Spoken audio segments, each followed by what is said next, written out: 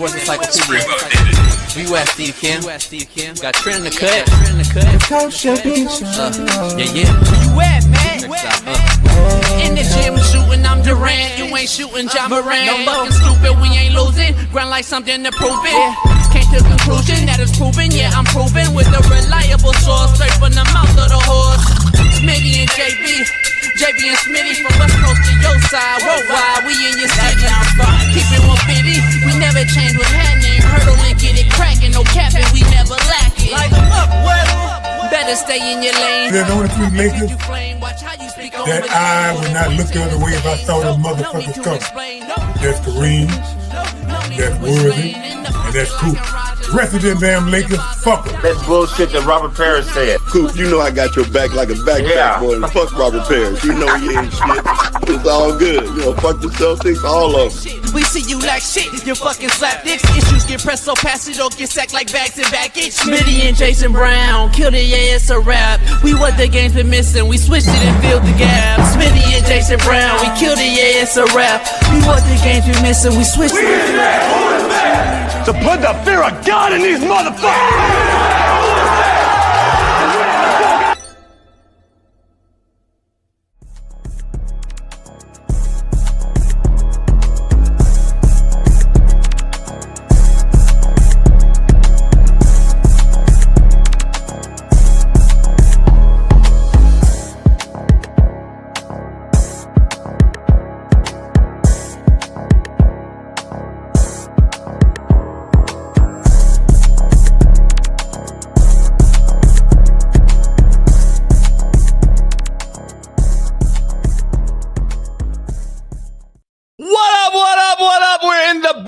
Merciless Monday, and all fact, no fiction, all day, every day. Shaun King will join us. We'll hop in here later on. We got a lot to discuss, a lot going on. We was off for about 4 days. We'll be back. We're here all week. Then we're back gone next week, and then we're back for the 1st of March as we begin spring for the long run with no football. So we're here. We'll be traveling as well. UFL, AJ McCarron's team, Kevin Sumlin. We're going to go see our boy, Coach Beck, Neuheisel, Noel Mazzoni coordinating the offense there in Dallas. We'll be all over there. We're going to go check in on Coach Chev in Oklahoma as he classed in the number 1 D2 recruiting class in the nation. We're going to go take a little tour as well this spring if we can swing it. So we'll be there as well doing that.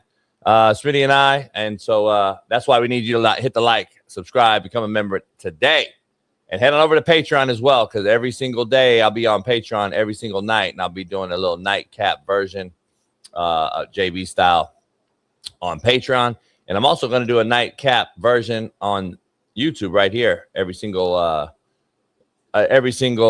night. We're figuring that out. We've already created the thumbnail for it, so called Fact Not Fiction. So we'll be doing an episode of that in the evening time. So make sure you stay tuned to what we got going on and head on over to CoachJBStore.com and get you some new merch. NBA All-Star Game has come and gone. American sports are dead. They are not only dead, they are buried. Buried. Over. The two major sports All-Star Games are complete jokes. The NBA and Adam Silver, maybe the worst of the two.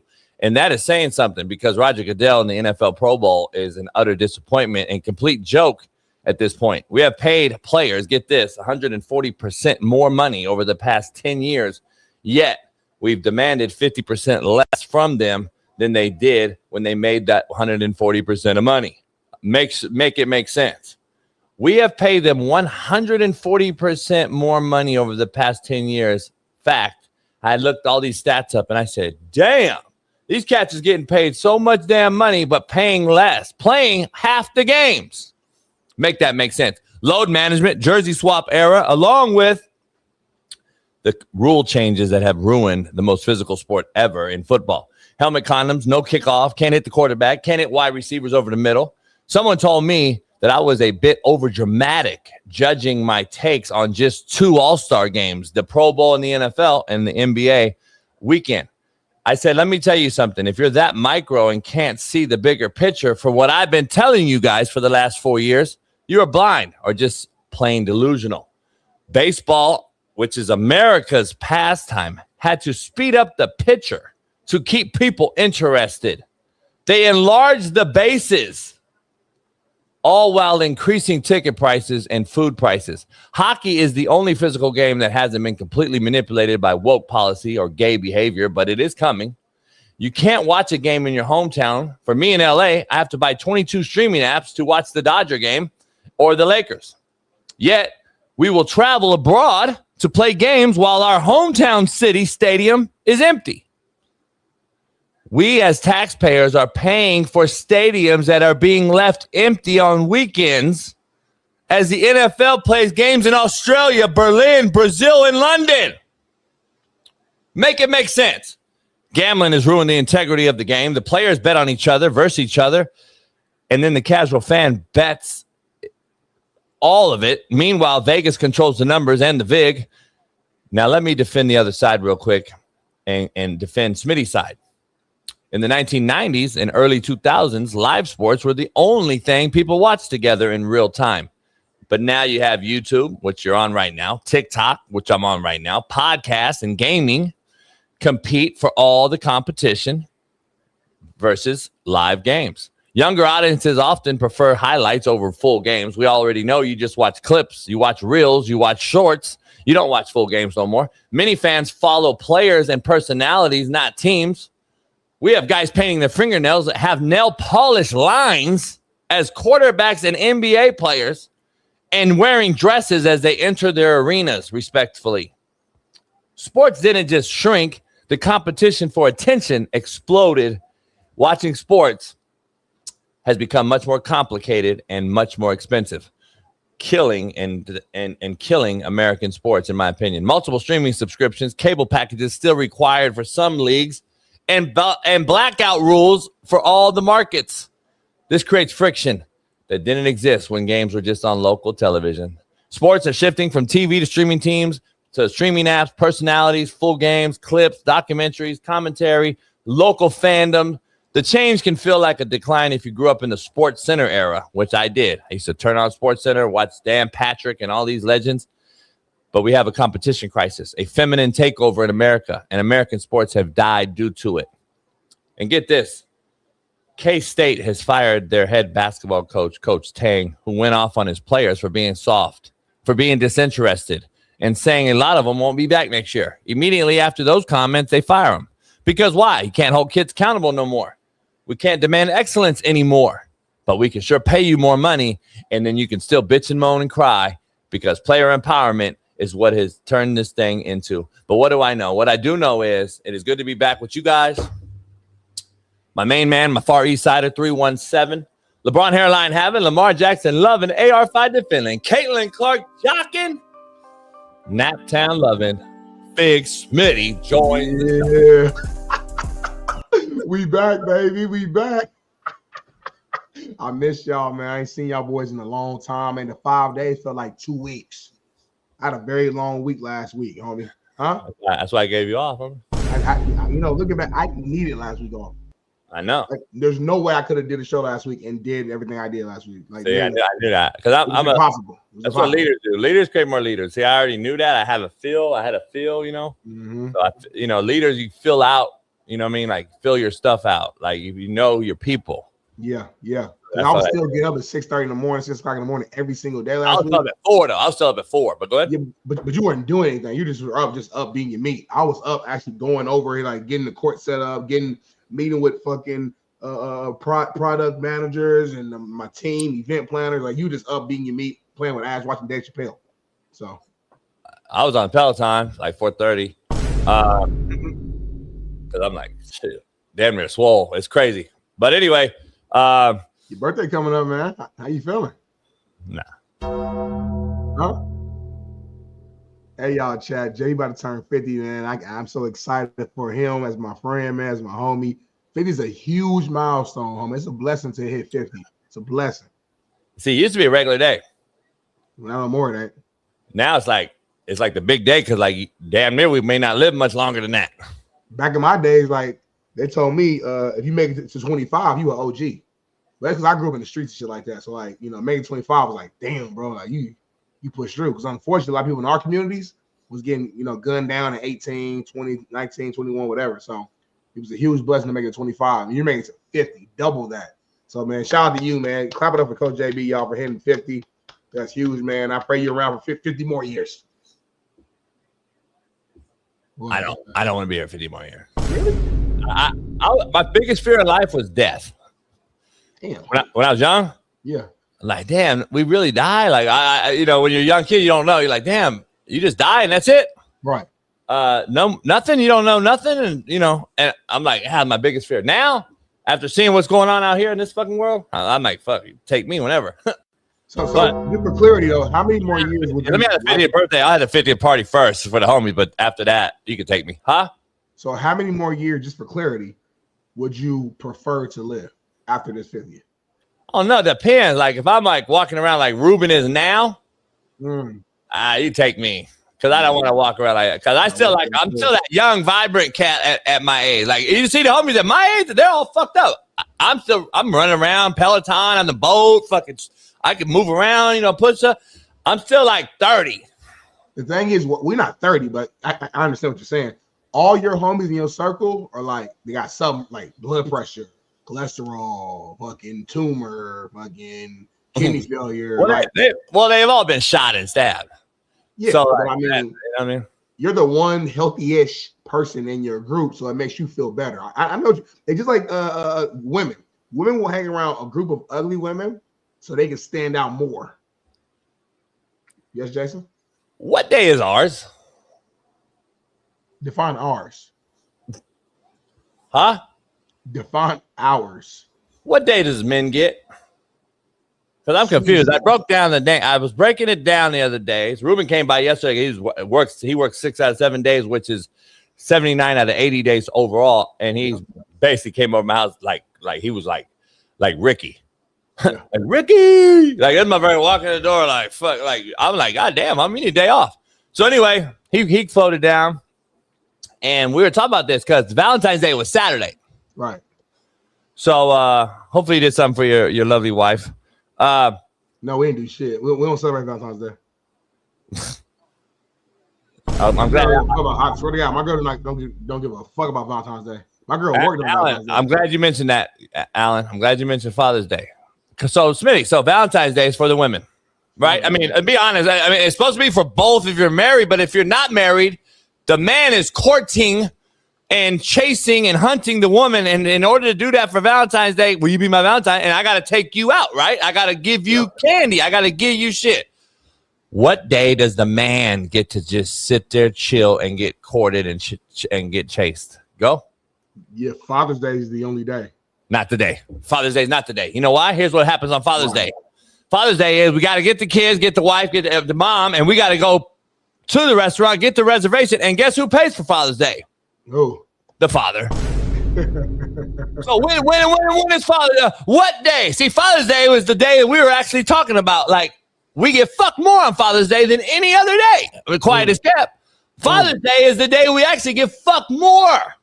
Without literally getting fucked, we actually figuratively get fucked. Yeah, we actually get fucked because the kids want this. We got to pay for lobsters and steak. Homie, Father's Day is actually the worst day for us. Mother's Day is, that day. You don't get your mom or something that day or your wife. And if you're married, you got 2 moms, really. Yeah, you did. You do. I know. Really, well, I mean, if you're married and got a kid with her, yeah. You got 2 fucking mom days. Yeah. Damn near 3 if you married because the mother-in-law. Christmas we're fucked. Okay. Come on, homie. Christmas, the Christmas got to be catered to the woman like a motherfucker. Easter, fucked. Come on, homie. I went through all the days, homie. I went through all the days. The sweetest day. What is that? It's supposed to be like the Valentine's Day for men. We're not gonna do gay made up names. October 17th. I just looked it up. Yeah, we're not gonna make up shit. We're not gonna make up shit on the real show. We're not gonna make up shit. But I never heard of it, and it's not a real day. So that's the generation made that up. So here's the thing. Let's break this down. I went through all the days: Thanksgiving, Christmas, birthdays, and don't let your girl have a birthday on Christmas Eve. Don't let your girl have a goddamn birthday on Christmas Eve or New Year's Eve. You're fucked. Like, don't let the woman have a birthday on Christmas or Christmas Eve, homie. You are fuck? We went through all the days, Smitty. You just messed up. Thanksgiving is our day. Not really. Yes, it is. If you in a relationship, homie, your girl gonna make the plate. Who All cook? the women gonna be in the kitchen. Who cook? Who gets up at 3 a.m. and has to smoke the ham and shit? Who does that? Your wife? Well, you're single, homie, so you gotta do everything. No. I'm just asking for the homie because I never seen the women get up at 3 a.m. and smoke the ham and smoke the turkeys. like she hyped, like you know, she hyped up like she gonna go out and smoke all the food. Get the fuck out of here. Hey, who buys the food that they smoke? Anyway, we're not. See, I'm talking about Smitty. Like I want to do the female shit. I just lay the motherfucker. I don't do shit. I don't gotta worry in my motherfucking life. We don't have that. We don't have that day. It don't exist. Some shit though. It don't exist, homie. You'll be lucky to get a nut off, and that's your day. You won. I won today. I got a nut off. Fuck. Anyway, homie. That should do me good though. Quote of the day, Smitty, brought to you by Underdog Fantasy. Make sure you head on over there. Use our promo code Coach AB, $75. There's been a phone number change. There's been a number change. We'll make that adjustment later on in the show. Smitty, quote of the day. I'd rather be real and rejected than fake and accepted. Okay, Ice Cube. Okay, Easy. Yeah. It's damn near contrary to belief. Yeah. But I had to start off. We had been off for a week. You know, I'd rather be real and rejected than fake and accepted. I need to put on a shirt. Okay, sure. Jam Master J. Trademark that right now. Hold on real quick, homie. We can't this can't happen and we can't just not acknowledge it, homie. Shout out to Joshua H. $500. He said, death is earned, not given. A man's first flowers are at his funeral. Put Torrey Holt in the Hall of Fame. I don't care what you said. I saw $500. I agree with everything you said. You don't grasp what he said. That's why.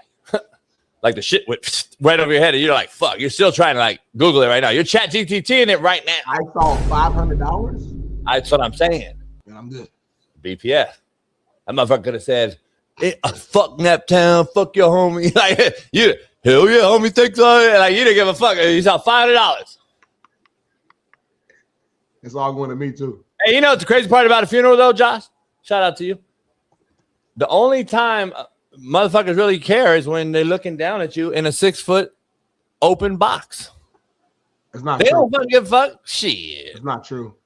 Why is your Venmo on the screen? Why is your Venmo? We pour out our emotions because, like, why is your Venmo on the screen? I'm confused. Because we're back. We're back. I missed the whole week of no Venmo, so we got to do a lot of making up. Bundy, everybody, you guys know what to do. But JB, what I was telling you is this: it would be weird for me to just tell you how I feel right now. We grown ass men, right? Like I'm not. Come on, I'm a grown ass man. Nah. So when you pass away though, I might be at your funeral. I might drop a tear. See, that's grown men. That's that grown men talk. See, grown men. Right now, though. Like, grown men. I could tell you how I feel anytime. I could do it live on the show. Do it right now. I've done it before. Do it right now. Darnell Smith, regardless of all the hate you take and all this shit talking that you see from the nobodies in the chat and all this old shit, I still believe in you. And I picked you, handpicked you for a reason. I love you, homie. Therefore, I move on amicably to say, as grown folks, I could talk to you like that, homie.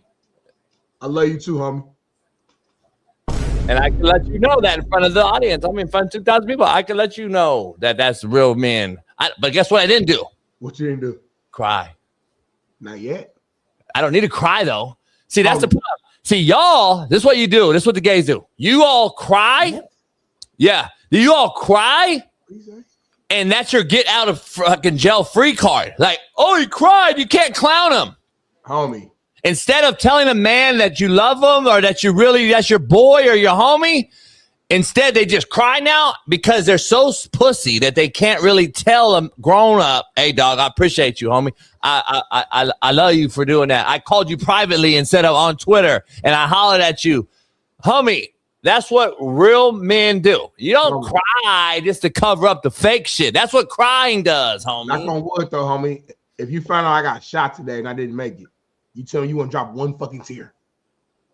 If you died or just got shot? Both. We just got shot. Nah, I'm going to go down. I'm gonna find my homie will find it. We'll figure that out. Yeah. Cry? If you died, though? Yeah. Come on now. Keep it real. Like I don't know. Tear? I didn't cry really when my pops died. I mean, to be no offense. None taken. I think it's a little different. It ain't different with daddy. So I'm not comparing that to at all. I'm saying, but when it's like here's what I cried. I hit a hole in one on a par 4. I told you the story, and I gave the ball. I showed my dad, right, or whatever. The next day, he officially died. But when I pulled up, he said, "No hole in one today." So I was like, "It hit me right there." Yeah, that was the day I was like, "Fuck," that hard one you hold back. I was like, "Fuck, dude, fuck." And then when I asked him, I said, "Do you see the white light, pops?" Yeah. And he said, "Fuck no." Now I laugh at it because I know there's no white light and I'm fucked. But I know also like that was funny, and then at the same time, like, fuck, maybe my pops. I don't know where. Mix the emotions. Contrary to belief, though, brought to you by Underdog Fantasy. Smitty, leaders aren't born in comfort; they are built in chaos. Contrary to belief. Yeah, the leaders aren't born in comfort, homie. We're built, homie, through drama, chaos, homie. I got to get through all the trials and tribulations. Every time I've gotten better in life, it was during trauma and tribulations and issues and stress, and I didn't know how I was gonna pay rent this month, and boom, something crazy will happen. Yeah, Smitty, Twitter's been down. I don't know what's going on. Always back up. Well, maybe. I don't know. Social media for you, homie. Yeah, Elon got hacked, maybe, or something. I don't know. Maybe so. I don't know, man. It's always something. Yeah, it's I see it's Bailey, but it's moving slow as shit. Right now, I'm looking. It's like 3 and 56. It's going up though, but I don't know. Well, now Twitter wasn't even accessible. Now at least the page pulled up for me. Elon Musk, homie, that's your guy. Nah, ain't my guy. I told you he fucked Twitter, in my opinion. You love Elon though. I don't love Elon at all. I've actually gone against Elon the whole time on the show, so I don't know where you got that from. But anyway, I don't even see our show on Twitter. Do you? Let me see. Yeah, it's still not working. I don't think so. Yeah, I don't see it. I don't even see it on this other channel. I gotta figure my mic out real quick.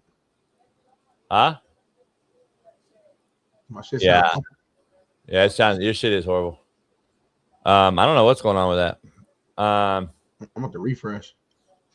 I don't even see the tweet at all. I don't even see the channel at all, Bailey, or the show. On Twitter, let me see. Like it doesn't even show the fucking show. Like I don't even see the stream at all on any of my Twitter feeds. But anyway, we'll figure it out. I know what it was. My damn camera was the mic. Oh, there we go. God damn. My camera was the mic. You know why? Because you don't prep tomorrow today. No, I prepped. I got up early today, homie. I was up doing other work. I was doing all type of shit. JB, I'm a busy man, bro. How do you understand? Like one day, I'm gonna have you shadow me all day. You can't talk the whole day. Just shadow me all day. Let's do that. And just watch. You be like, damn, motherfucker, busy. And I'm gonna shadow you the next day. Hell yeah, we should. And we'll compare and contrast. We should do that. That shit funny. That coming to my mind already. Like, I'm just gonna sit here now. You gonna be bored of like. Ain't gonna be nothing to like. You're gonna see like landscape a couple things, man. Pick up dog shit. Hose. I'm about to go to the yacht real quick, take the thing off. Yeah. Water down. Sit in traffic 3 hours, come back. make me a drink on the way in the car. Like there's some weird shit like that. But yell at ass. Cook. Yeah. You're not gonna film like the AE session, but like you'll film. You know, you get the beginning part of it, and then no stop. Come in, get in the door. Yeah, come in the door or whatever. Yeah. The play, then I'll pull back. Pause. Yeah. Whole question, Smitty. Let's get right to brass tacks. I gotta ask you because you probably watched it. I watched enough just for the show. That's about it. I didn't even know it was on. Is the NBA All-Star Game back? Go. Is it back? I'm gonna say no. I'm gonna say TBD. I need to see more. Was this the better one in the last 5 to 10 years? Yes. Only because at least with this year, brand new format, it was still kind of confusing for me. You had 2 Team USA teams, one Team World teams, a round robin style, 3 games total. It ended up being Team USA versus Team USA, Stars versus Stripes, and ended up, the last game was a blowout, but the first 2 games kind of went down to the last shot. First game went to overtime. Second game went down. I think it was like literally last shot at the buzzer. So it was a little bit more competitive. Shout out to Victor Wembanyama, the young phenom. He was out there actually playing hard. He out there blocking everybody's shots. He scored the first 7 points for his team, and he was actually, there's a picture going around on video. He's actually pissed off that Team World lost. He was legit mad. Cap. I don't call cap. Wemby not from here. I know. Not from here. So he built a little different. So my thumbnail's correct then. What? American Sports are that? Yeah. Well, I'm gonna say this: Wemby is the next guy. So the fact that he's setting the tone the way that he did, and even Anthony Edwards, who won the MVP, was like, "Hey, I ain't gonna lie, Wemby set the tone during the game. He was playing hard, so we all had to play hard." And that's what it takes. You said that he's not American. That's what it takes. Kobe used to do that. Kobe used to play hard, and it made everybody else play hard. And once he retired and everything, that's when it started to slowly just get worse and worse and worse. So again, this was a successful year or game, I would say, in comparison to the recent history, but it's still not on the level of it was back in 04, 05, nothing like that. So I'm confused as well with you. I'm glad I love that take. I'm confused. So what was the world team? So the world was anybody non-American. And then they played who? 2 Americans. Because you got to think, we got more American stars than we do the foreign. So we had to split the team up into 2. So when was that game? So it was a round robin. So it was 3 12-minute games, I want to say. So it would be world versus team stars, team star versus team stripes, and then team stripes. It was that type of So the world, who won the world in U.S.? U.S. So it ended up being U.S. versus U.S. at the end. And then, so if the world would have won, they would have played who? The other U.S. team. So it was 2 U.S. teams. One was Team Stars. One was Team Stripes. What are we doing? You understand what I'm saying? I get what you're saying, but what are we doing?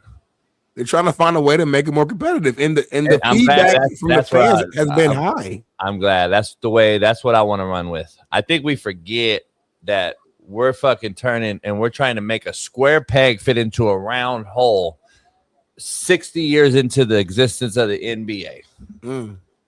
Why are we creating ways for competition to arise when we paid them 140% more money in just the last 10 years alone?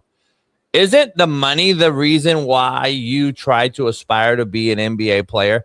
So first of all, it was the love of the game, correct? Yep. And then the money was all you're professional. So money in entertainment world is more than the average Joe. So you looked at in the society as this hero or GOAT or some sort of crazy phenom that you can never get access to. Now with social media, I can actually tweet at LeBron, DM LeBron, and if he likes my shit, I go crazy and I actually think I know him. Right. You add that with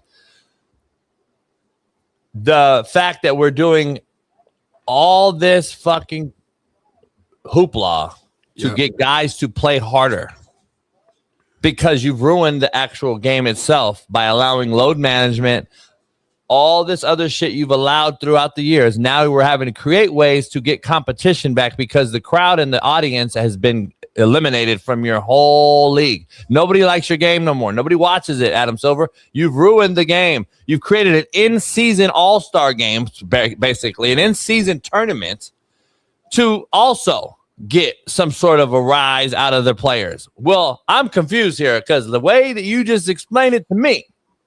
So you're telling me one team possibly played 3 games in a row last night and are fucking cooked today? Is that what you're telling me? So one team played 3 games in a row last night in the All-Star game. If I'm not retarded, and I don't know. Nah, see, I don't know all the rules, so I didn't watch it fully. I just watched the highlights, so I don't know if. No, they did. I'm looking at it. They played 3 games in a row, like a bye or like a break. I don't know how that shit worked. You had a team play 3 weeks in a row. All right, 3 games in a row, and that's why I guess everyone's talking about the old guys got smoked in the last game or whatever because they were cooked. But for clarity, JB, it's really just like 3 quarters. It's just 12 minutes. I get it. Yeah, so it's not like, you know what I mean? Smitty, I don't understand why we're having to reinvent the wheel, though, when the wheel was already round, rubbery, bouncy, perfect. It traveled the road. But it wasn't, though, unfortunately. Because the players, for whatever reason, blame whoever, stopped taking it seriously. So if you're the head of the snake, if you're the coach, if you're the whatever, the commissioner, you have to find a way to remotivate your players. So it's easy, Smitty. Fine them. Don't pay them. Like, I don't get what we're talking about here. You can't find, like, legally. What are you going to say? Oh, you didn't play hard in the All-Star game. Fine. Like, there's no way the NFL used to fine Pro Bowl players. Go look it up. I made sure I looked this up. For what, though? Well, what's him got fined for the hit? Okay, of course. No, I'm just saying. But that's my point, right? We're hitting. We're playing. We're really playing. There's no way to do that. Yeah, but we're really playing. Well, yeah, you are. If you don't play hard in the All-Star game and you don't want to compete in the All-Star game and you bullshit and not, you know how they opt out before the game and I can't play, all this old shit. He's fining you $500,000 as a team, Smitty, for Utah Jazz tanking the other day. He fined him $500K. What do you mean you can't fine him? Yes, that's good.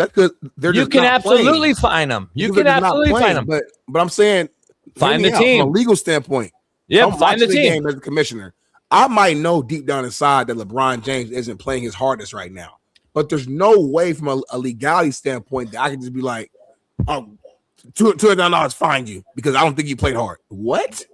Like that? There's no way to back that. There's no way. The Joker didn't even play after the beginning of the fucking World game. He didn't play the rest of the time. Why would you even? My whole point is I don't understand. Like, are you playing? Are you not? Are you only going to come out for the first tip off and walk off and not play? This shit is a mockery. It's a joke that we're having to create these rules. We're having to create games within a game just to get grown ass men who all the babies look up to, all the kids look up to, all of us want to aspire to be. We can't get competition from those guys for 48 minutes or whatever it is. I miss the times when I used to watch the Fridays of this thing. Remember, Friday, Saturday, Sunday was the act. Friday was the skills and drills where Iverson, Jason Kidd, Rondo, fucking Marbury were going through the fucking cones and snapping that motherfucker through a hoop, bow, and then going around the fucking thing. Homie, that shit was like, they were fucking competitive. They wanted to win that motherfucker. Then the dunk contest was elite as shit. We got motherfuckers that we don't even know who's in it. The dunk contest, just from what I saw the clips of, because I wasn't going to watch that shit. I didn't even know it was like, homie, first of all, the last 3 years, you had a motherfucker that wasn't even in the league win it. He wasn't even in the fucking league and won the tournament. Then you got this year, you guys got guys in Jackson fucking Hayes. Yeah. Hold on, homie. And a guy almost snapped his neck hitting the fucking backboard because they don't even have a fucking clue how to dunk anymore because they're trying to do dumb shit. Homie, it's getting worse and worse and worse every year. And they're not demanding that this thing becomes like a credible fucking. Why are we even having the dunk contest? See what happens, Smitty? I've been telling you, this is when the Pro Bowl turned flag. It's the same thing we're doing in basketball. They can't control player empowerment, homie. The bottom line is the dunk contest will now be dead too. They will not have one soon. Watch. You want to bet money? You want to bet money? Watch. Yeah. They won't have a dunk contest. My dunk contest was way better than NBA's dunk exactly. contest. They will not have a dunk contest God, I'm not soon. saying that. I hear you. I believe you. The NFL or the NBA will not have a dunk contest soon because they've allowed the player empowerment to run the fucking show again.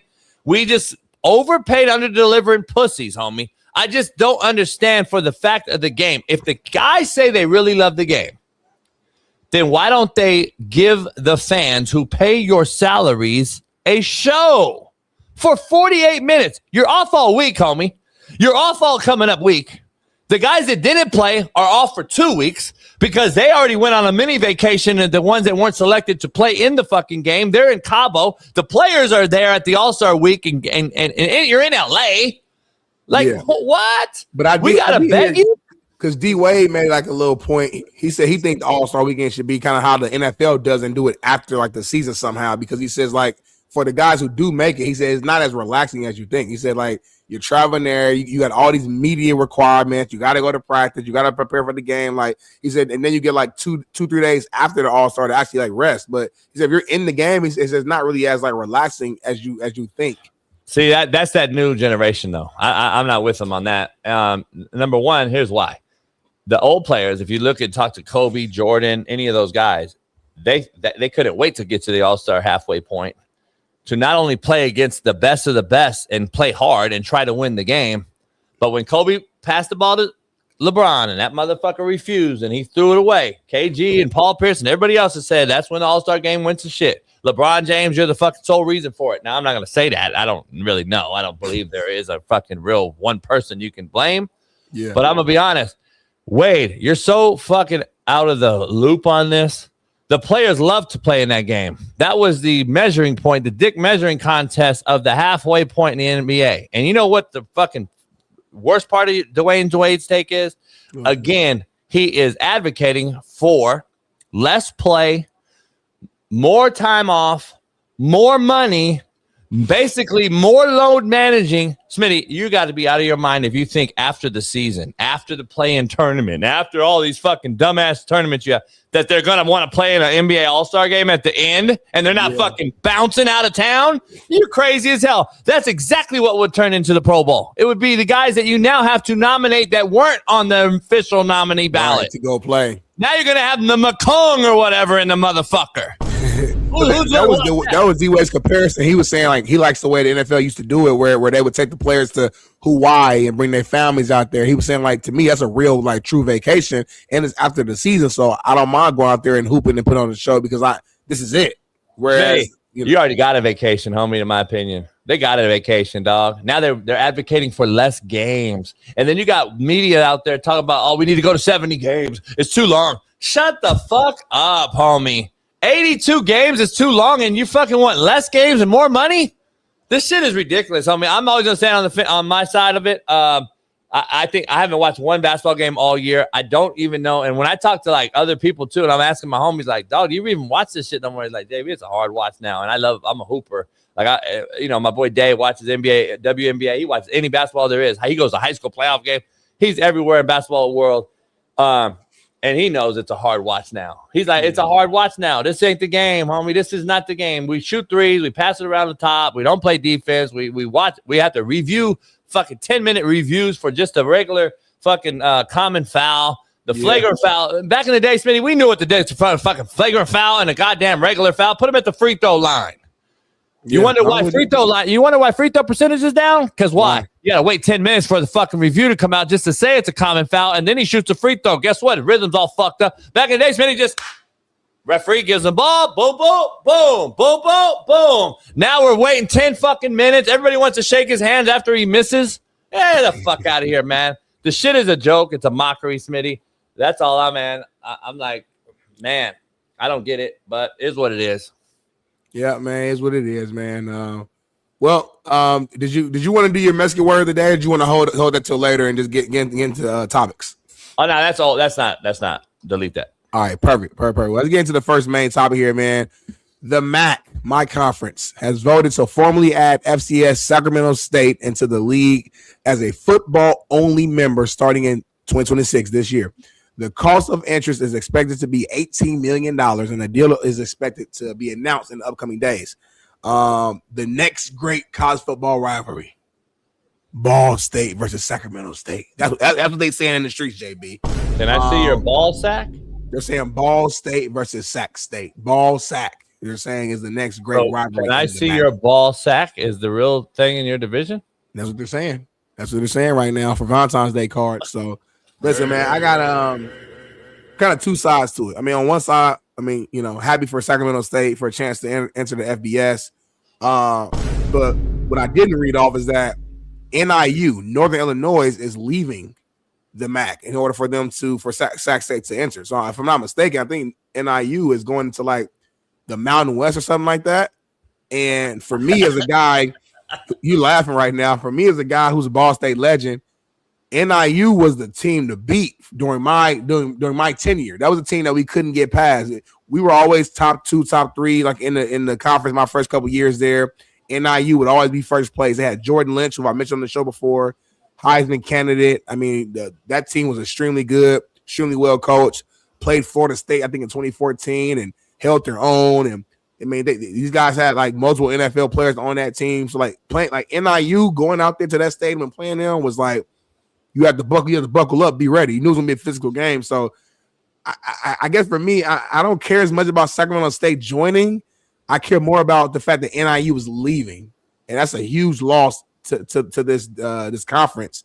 And I mean, Sacramento State, they went like 7-5, I want to say last year. I looked at their schedule, was like, I just don't want this conference to get watered down even more. We already know it's the MAC. We already know a lot of y'all don't respect the MAC. So it's like to lose one of our heavy hitters in NIU and to bring in Sac State. I'm like, man, I hope Sac State can compete and really add some value to the conference. That's where I'm at, homie. You play in the division or the conference, so you have a much stronger take and tie than I would. I'm laughing because what are we doing? I'm laughing that it's a mockery. It's the biggest show on planet Earth. It's a joke. It's an absolute joke. Sac State's closest opponent is 2,172 miles away. Damn. In their own conference now that they're in the MAC. Sacramento State's closest opponent is 2,100 miles away. Damn, homie. And you taking Northern Illinois and moving them west. Mm-hmm. What are we doing, homie? I didn't even think about that. That's crazy. I mean, why would you take a West Coast team in California, the state capital of California, and take them to the MAC? The shit is utterly fucking ridiculous, homie. Like, seriously. Come on, homie. Imagine Sac State having to travel all the way to Muncie, Indiana for a noon game. And D. Jones and Rio, you two dick riders, listen to your daddy. Stand for nothing, fall for anything. Y'all will just take it in the ass like y'all do. I don't. I'm actually going to speak my mind and say this is a fucking mockery. Unlike you two fucks who are just going to, of course you hate everything, JB. You're everything. Oh, white man. Shut the fuck up because you take it in the ass, you fucking weirdos. Both of you motherfuckers just take whatever they give you. Oh, man, I didn't want this. This steak ain't cooked. Just take that motherfucker. Shut up, Rio. Eat it, bitch. That motherfucker Rio just takes it. Motherfucker takes it. Motherfucker hands him fucking steak with painted fingernails. Rio just takes that motherfucker. Take this motherfucker. Put that meat in your mouth. Fucking Rio. Motherfucker just take anything. Shout out to the MAC, man. Going to the MAC. Fuck Sacramento State going to the MAC. Rio. Shout out to the MAC, man. Shout out to Ball State, man. 2,100 miles, Rio. Because you ain't paying for it, Rio.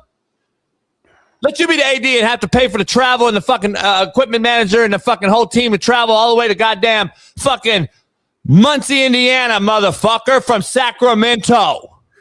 You fucking idiot. God damn, some of you motherfuckers are just stupid as fuck, man. That's why you get fucking age restricted channel. Fuck. Well, before we move on, shout out to your guy, you know, who's the head guy there. Used to dance for MC Hammer, Alonzo Carter, who I know is who they brought in as well. So I mean, you know, at bare minimum, it should be an entertaining conference, an entertaining addition to our conference. But you know, I'm riding with Ball State all the way. Ball State's gonna win the MAC this year. I'm already in tune with what's going on. We made a couple moves with the roster, things like that. Ball State's gonna win the MAC this year. Go 9-3. We gonna put belt to ass at Sac State and your boy Lonzo Carter. I hope they come out here for the game. Actually, Smitty, I'll be honest. If Sacramento State can't win the MAC year in and year out, they're failing tremendously. What you saying? Well, the biggest draw, the biggest amount of people to draw from in the conference now is Sac State. And there's been major players throw money into Sac State, like Shaquille O'Neal and Steph Curry, and fucking the list goes on. For what reason, I don't know. I have no fucking idea what's going on in Sac State. But they're getting big bags thrown at them by a lot of different people. They got fucking collectives throwing money at Sac State like crazy. I don't know if it's because the state capital's there and people are figuring it out. There's money there. I don't know what's going on there. I really don't. But all I know is there's big bags going there, big money going there. Shaq's kid goes there and all these other things. I know there's some other players' kids go there. I don't know what's going on. But there's no excuse when you have the biggest draw and go to a mid-major and don't dominate. I mean, but you got to think though. I mean, other schools in the MAC is getting money thrown at them. I mean, I'm throwing money at Ball State. We got Willie Snead throwing money at Ball State. We got Jason Whitlock. We got David Letterman throwing money at Ball State. We got a lot of cats throwing money at Ball State. I mean, you know, we got Blaine Bishop throwing money at Ball State. We got a lot of like real cats. Go ahead. Did you say you, Jason Whitlock, and who versus Shaq, Steph, and who? I said David Letterman, homie. He died, didn't he? What? No. Oh. What are you talking about, homie? David Letterman, fucking 90 years old. You got a 98-year-old money too, homie. Fuck. I mean, he don't even know. How would he even know? He don't even know how to hit like Venmo. He could not Venmo you. But anyway, he don't need to do that. He know how to write a check, homie. I get it. You know how to write a check, homie. What you talking about? Bonzi? What about Bonzi Wells, homie? What about him? Fucking nobody. I love Bonzi, but he's not fucking Shaq or fucking Steph, homie. He got money to get to school, homie. You don't got that money. He broke. But anyway, I mean, I don't know. But we can move on amicably. I mean, shout out to Bonzi Wells. I don't think he broke, but he got more money than you. But anyway, Joe Judge releases a statement after his comments about educating pregnant women during Trinidad Chambliss eligibility hearing for a 6th season. We got a video right here. Let's check it out. But we would have to educate. This is always a tough conversation to have. And it's not going to be a popular thing. This is the truth. We would have to educate significant others who may have been pregnant during the season or going to have a baby during the season. And you'd have to educate them on, you have this baby in the middle of the season. That father has to play good football, right? It's a day-by-day production business. He has to be ready to perform and go out there and play. And when I say that is, you need to let him sleep. He needs to be in another room, detached. You have to explain to the mother, like, hey, listen, he ain't waking up for midnight feedings. After the season, he's full metal jacket. You do whatever you want with him. And he can change every diaper. But in the season, he's got to have a different priority. Now, there's a tweet, I think. I listen to the real thing, and I know Joe. I listen to the real thing. Before the show, I know you were talking about how people on social media run with shit. This is a perfect example, just like our next topic will be.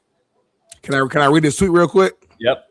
So Joe Judge tweeted out, said, some of my comments from Thursday have been taken out of context. So I'd like to provide some clarity. In a discussion about Trinidad's sleep apnea, I was trying to point out the importance that the NFL places on sleep for recovery and performance, in addition to the education of balancing family dynamics during the football season. These are discussions I was a part of at the professional level from veteran players based on their experience managing similar situations. These are not discussions we've had at the collegiate level. As a husband and a father of 4 children, I understand those challenges firsthand and would never diminish the commitment to family. We share that same dedication to family with our players and always support them through any challenges they face in their personal lives.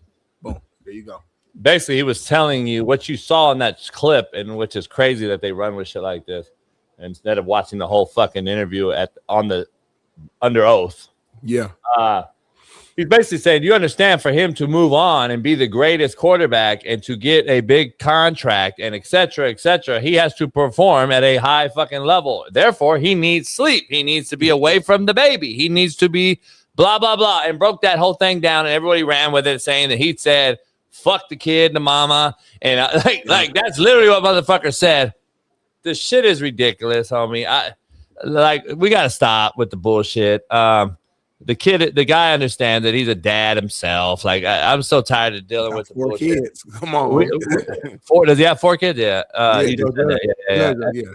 I don't get it. The more alarming thing is that this kid got another year. That's the big thing. That's the big news, because he's been fighting for a while.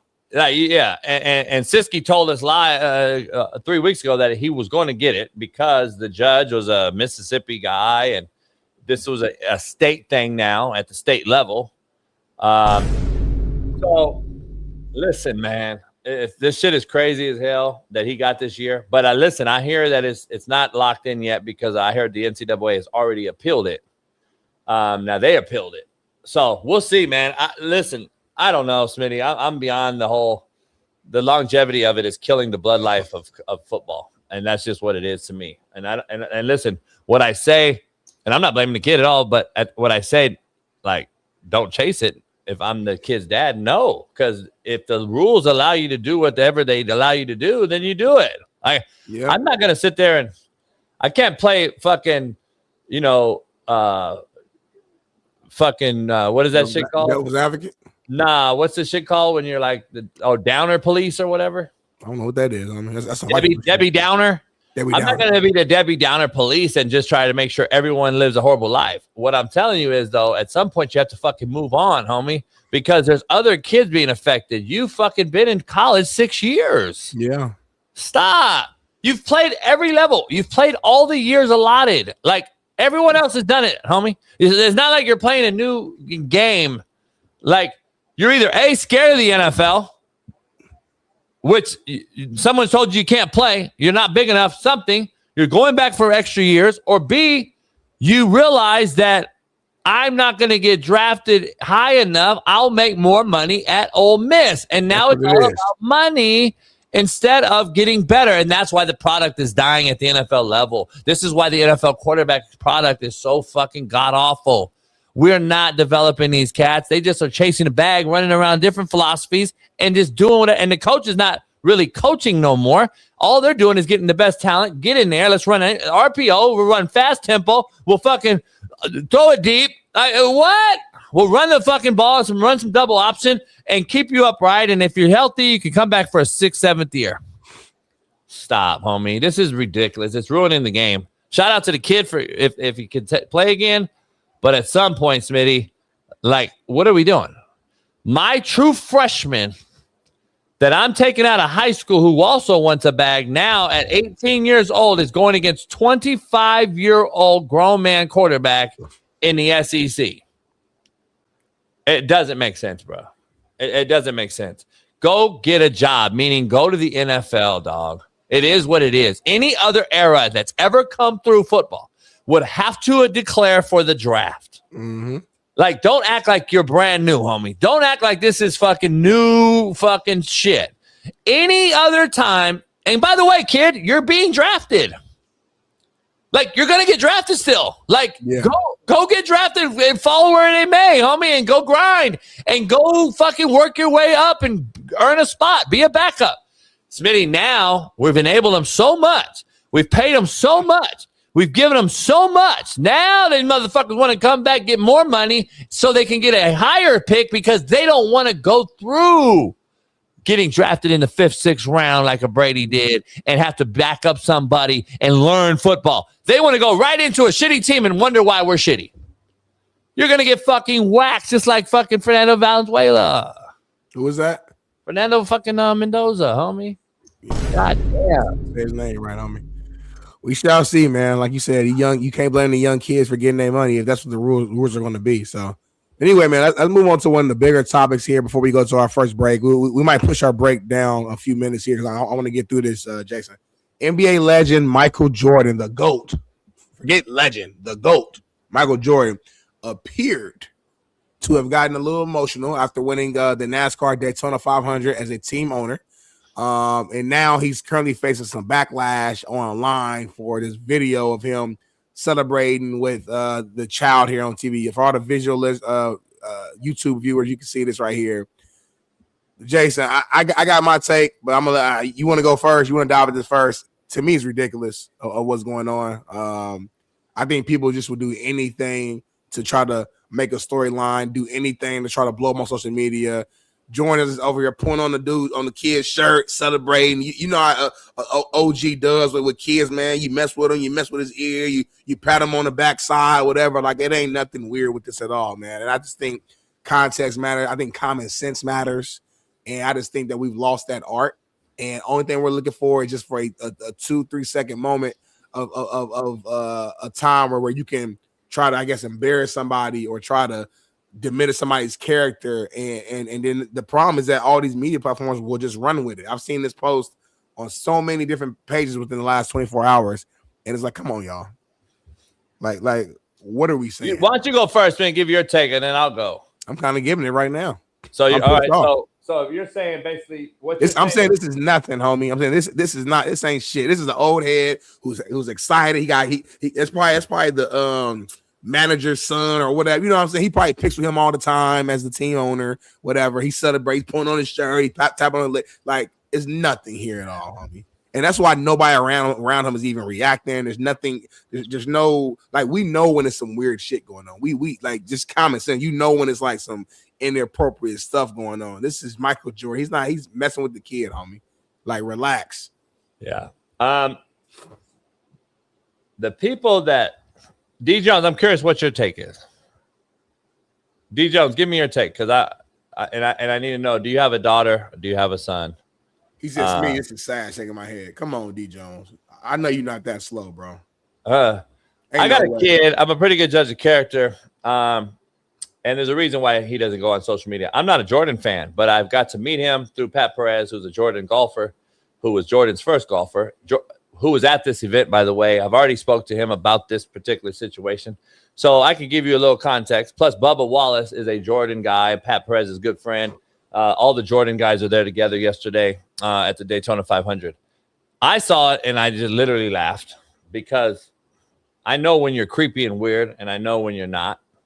And it's not hard because I have a kid. It's not weird, Max. Max, you got a kid, homie? This isn't weird at all. And when you find out why, I'm going to tell you right now, then all of you should apologize. Because you all assume, just like the motherfuckers that's making video on Twitter, assuming that he's a weirdo. First of all, the kid's shirt is wet, is it not? Mm-hmm. So if you look at his fingers and hands, guess what Jordan's doing? He's doing this to his T-shirt that's fucking wet. Thank you. And you know what he did when he dropped down and rubbed his leg? He wiped off all the fucking sticky shit that was on his leg from what got him wet. So all he did was get his fingers wet, wipe the shit off the kid's leg. It's his best friend's fucking son. Shut the fuck up, you weirdo fucks. Stop fucking assuming shit. Like, you motherfucker, does the kid look at all? At all, does the kid look like he's disturbed by Michael Jordan doing anything to him? Not one fucking time does he turn around and be like, motherfucker, what are you doing? Not one fucking time. Not one time. Nobody around did. It's nothing. It's like the shit that D Jones and all these motherfuckers defend versus what they advocate for blows my fucking mind. It literally blows my mind. Like, Pat Perez and him are like this. Yeah. And now you're all going to tell me that I don't know shit. And he's lying. Like, homie, it's unbelievable. If you either don't have a kid, you either don't get pussy, and you either have no idea what a real creepy fuck is, or you are that creep. There's only those motherfuckers that don't see this and understand, oh, shit, this motherfucker weird. Now, yeah, to look into the MJ files. Oh my God, homie, it's so fucking ridiculous. Talking about, bro. Like Jordan don't know that he's the most filmed person in the entire world. Like, he don't fucking know that he's being filmed. You fucking idiot, homie. He's worried about a motherfucker. Oh, I'm gonna grab this kid's ass live. Dog, you know what I'm saying? So fucking stupid. Come on, bro. And you know what about the problem is that y'all don't like is that I would say this about a fucking cat I don't like. If LeBron did that right there, I'd say it's not weird. The thing is, the real is real, and it has no fucking emotion, homie. The bottom line is, I know what the fuck. You know how many times I've done this to a fucking kid and helped the kid and my boy's son or a daughter and wipe fucking thing off her face or whatever. Like when I was a kid, you pick him up, you put him I mean, stomach. Like, stop. This shit is ridiculous. This shit is ridiculous. I'm disappointed in Max Hess, homie, thinking this is weird behavior. This shit is crazy. I could expect it from Rio and D Jones, but Max, you disappointed me thinking that this is weird. I know D Jones was like slow. I know we disagree on stuff, but I know he was slow. Now I'm kind of disappointed in D Jones a little bit. D Jones is slow. Well, he's probably like anti-Jordan. Jordan beat his favorite team. It's, he's weird. LeBron stan. Yeah, it's a lot of weird shit, man, going on today. But anyway, it's not AI. It's real. The people that created videos for clout for that particular thing is fucking crazy because they don't have a real conviction on it. They don't really have a real conviction on the thing. So, like they aren't invested is what I mean, Smitty. They don't have like a dog in the fight. They don't have a dog in the fight. So they're just making videos for clout because it's Michael Jordan. Yeah. So like, it's a ridiculous. Y'all make the show look bad. Who's y'all? I don't know. I'm confused. Me and you or chat? It couldn't be us because like we are the show. So how can we make the show look bad when we are the show and you're watching the show? I don't know. Anyway, man, we got a little break. We're gonna come back, dive into some Puka Nacua. We're gonna talk about some my boy Alex Stein in Congress. Funny take. We got a lot of other shit to get to. A lot of sports going on without football right now, and the UFL's right around the corner. So we'll have football again. And then we got the is it in Naptown still? What? The combine? Yeah. Still there, right? They haven't moved that. They ain't moved it yet. Hope not. We gotta stop moving shit. They might move after this year though, I think. But we're already here, Smitty. We're already about to be in March. Fucking April's here. April's the draft. Like, it's fucking the shit go like nowadays. I think we've forwarded time. Yeah. And the shit go by faster now. I don't know if it goes by faster or we just busier and shit just, I don't know. I can't really tell. Max Hess, you did bring up something. Another story that we'll bring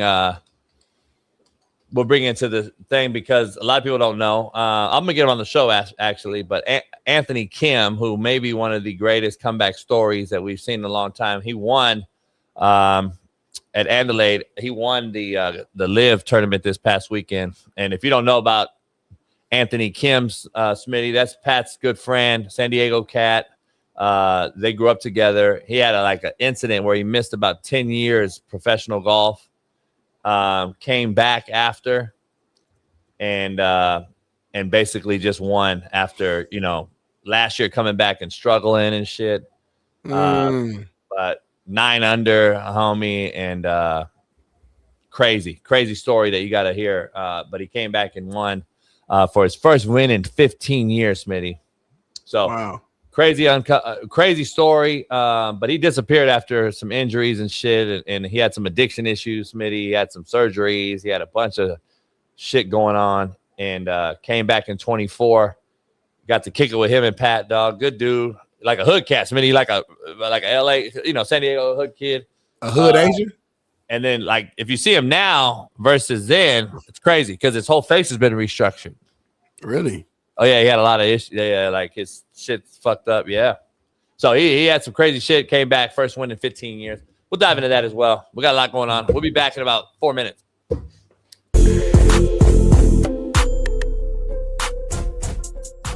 Hey, well, fuck it. I'll go home tonight. I'll drink my yak and smoke my stick, and I'll get it back cracking.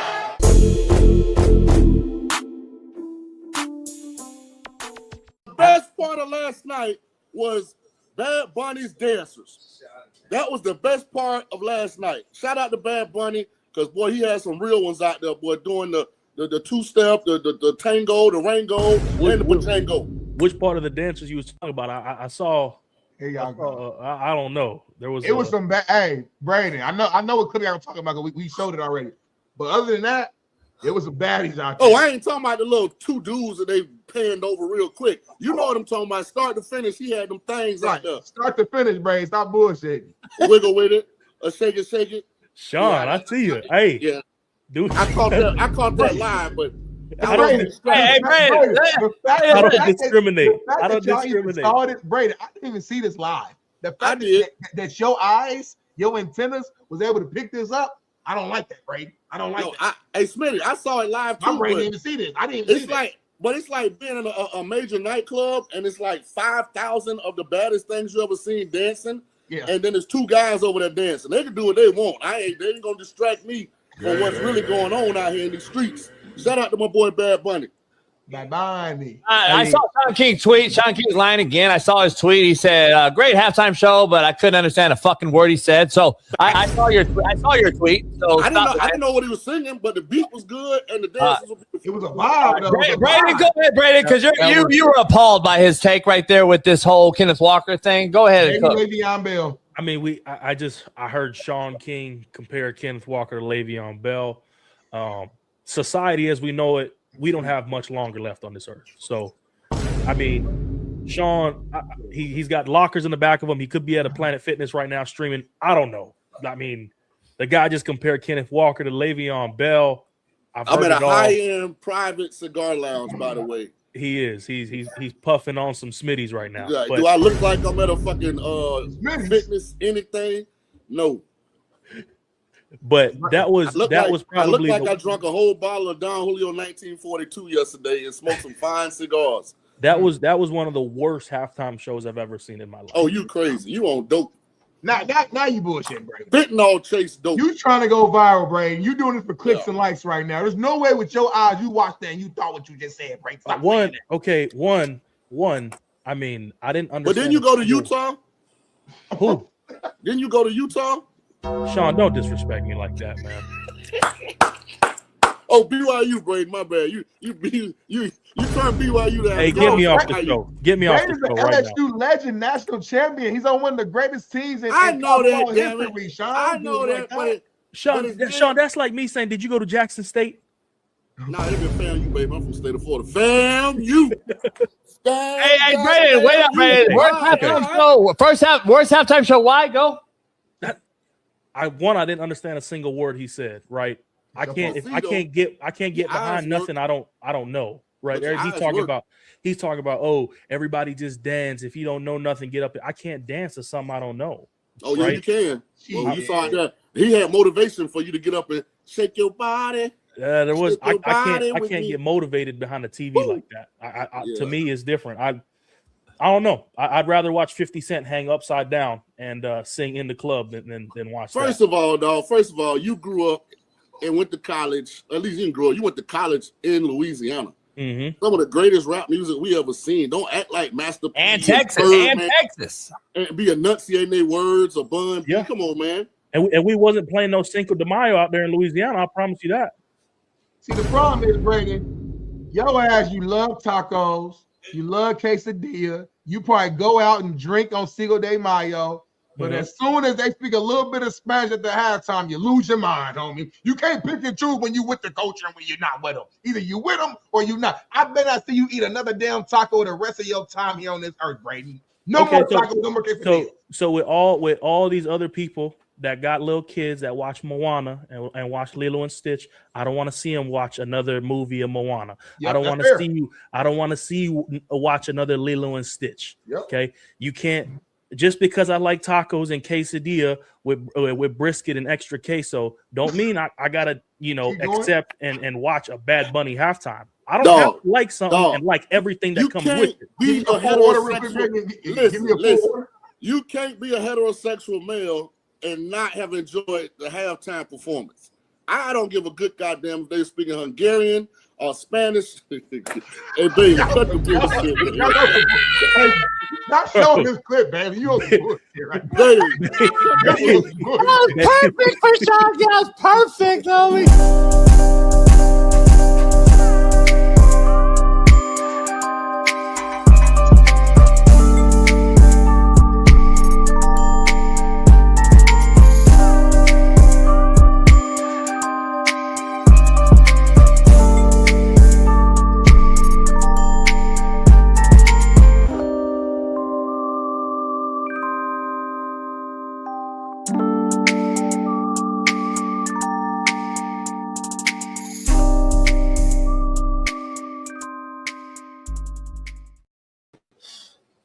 Yeah, sure. We back, y'all. Hour number 2. Hit the like button, subscribe, become a member today. Send me my Venmo money, man. Super chat, do all that. We almost at 100,000 subscribers. So what y'all can do to help this show get to that 100K, send this link to your homeboy, your homegirl, drop it in your group chat, drop it in your Discord, share the link on your IG story. Let's get to that 100K by May. 100K by May. Let's do it. May. What's wrong with May? May's down there in summer. We can't get it like in a month, 3 weeks. I mean, we can. What is it? 7,000 away, 6,000? What is it? About 7,000 away. We got a lot of haters in the chat. Do we? Rio D Jones, 2 of the top haters for some reason, and they're members. I don't get it. They've been around the show for a long time. D Jones mad today for some reason. Rio. I want to know what I want to ask Rio a question. Rio, what do you like? Why do you come here then? You don't like anything. Rare Fajoko win, he said. That was a rare W take by Fajoko. That's a rare Steve Kim take. That's a rare dub for Coach JB. That's a rare win for Smitty. Like, which one are you? So nothing you like, but you're here every day. Like, seriously, you got to make it make sense, homie. You got to make it make sense. But you said rare, Rio. That's the key. You said rare win for Fehoko. Rare win for this. Rare win for that. You sound like a bitch. Shut up. That's all you do is bitch and nag and moan, but you're here every day, homie. No wonder your quarterback's a bitch. No wonder you like a fingernail painting quarterback, you feminine fuck. No wonder all you do is moan, cry, and bitch. God damn, homie, you sound like a bitch does. Oh, my eggs aren't done right. Shut the fuck up, dog. You're here every day. I don't get it. God, what happened to Rio? My homie said you don't do nothing but moan, cry, and bitch, like the big three. Like, yeah, like what happened to Rio? That was a rare W for me. That's probably a rare dub for me, or no? Yeah, it's probably a rare W for you for sure. It's probably a rare W. You don't win often on this show, especially when it's me and you. I was trying to find this little video I sent you of Jared McCain. You kept bringing up fingernail painting. I know I sent you a video of Jared McCain freestyling or something, talking bad about what? We did that so last week, homie. Now it was another video he had. He was rapping. He was freestyling about. Don't show me him fucking singing, homie. He was rapping this time, but we're gonna move on, man. I can't watch him sing, homie. We got a lot of topics. I mean, listen, the Seattle Seahawks are hiring 49ers tight end coach and run game coordinator Brian Fleury as their new OC. Mike McDonald won Super Bowl with Clint Kubiak as his OC, who worked under Kyle Shanahan. So the Seahawks will stick with an offensive play caller from the Shanahan tree. Fleury was with the Niners since 2019. Jason, do you like this hire? No. Listen, all we're doing is recycling guys that are under a guy who has a title of a guy. We're not hiring the guy. You hired Mike McDaniels, who had a title as the coordinator under the guy who runs the offense. Yeah. How'd that work out? Not good.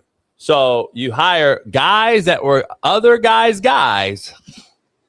to now be the guy when they've never been the guy. Right.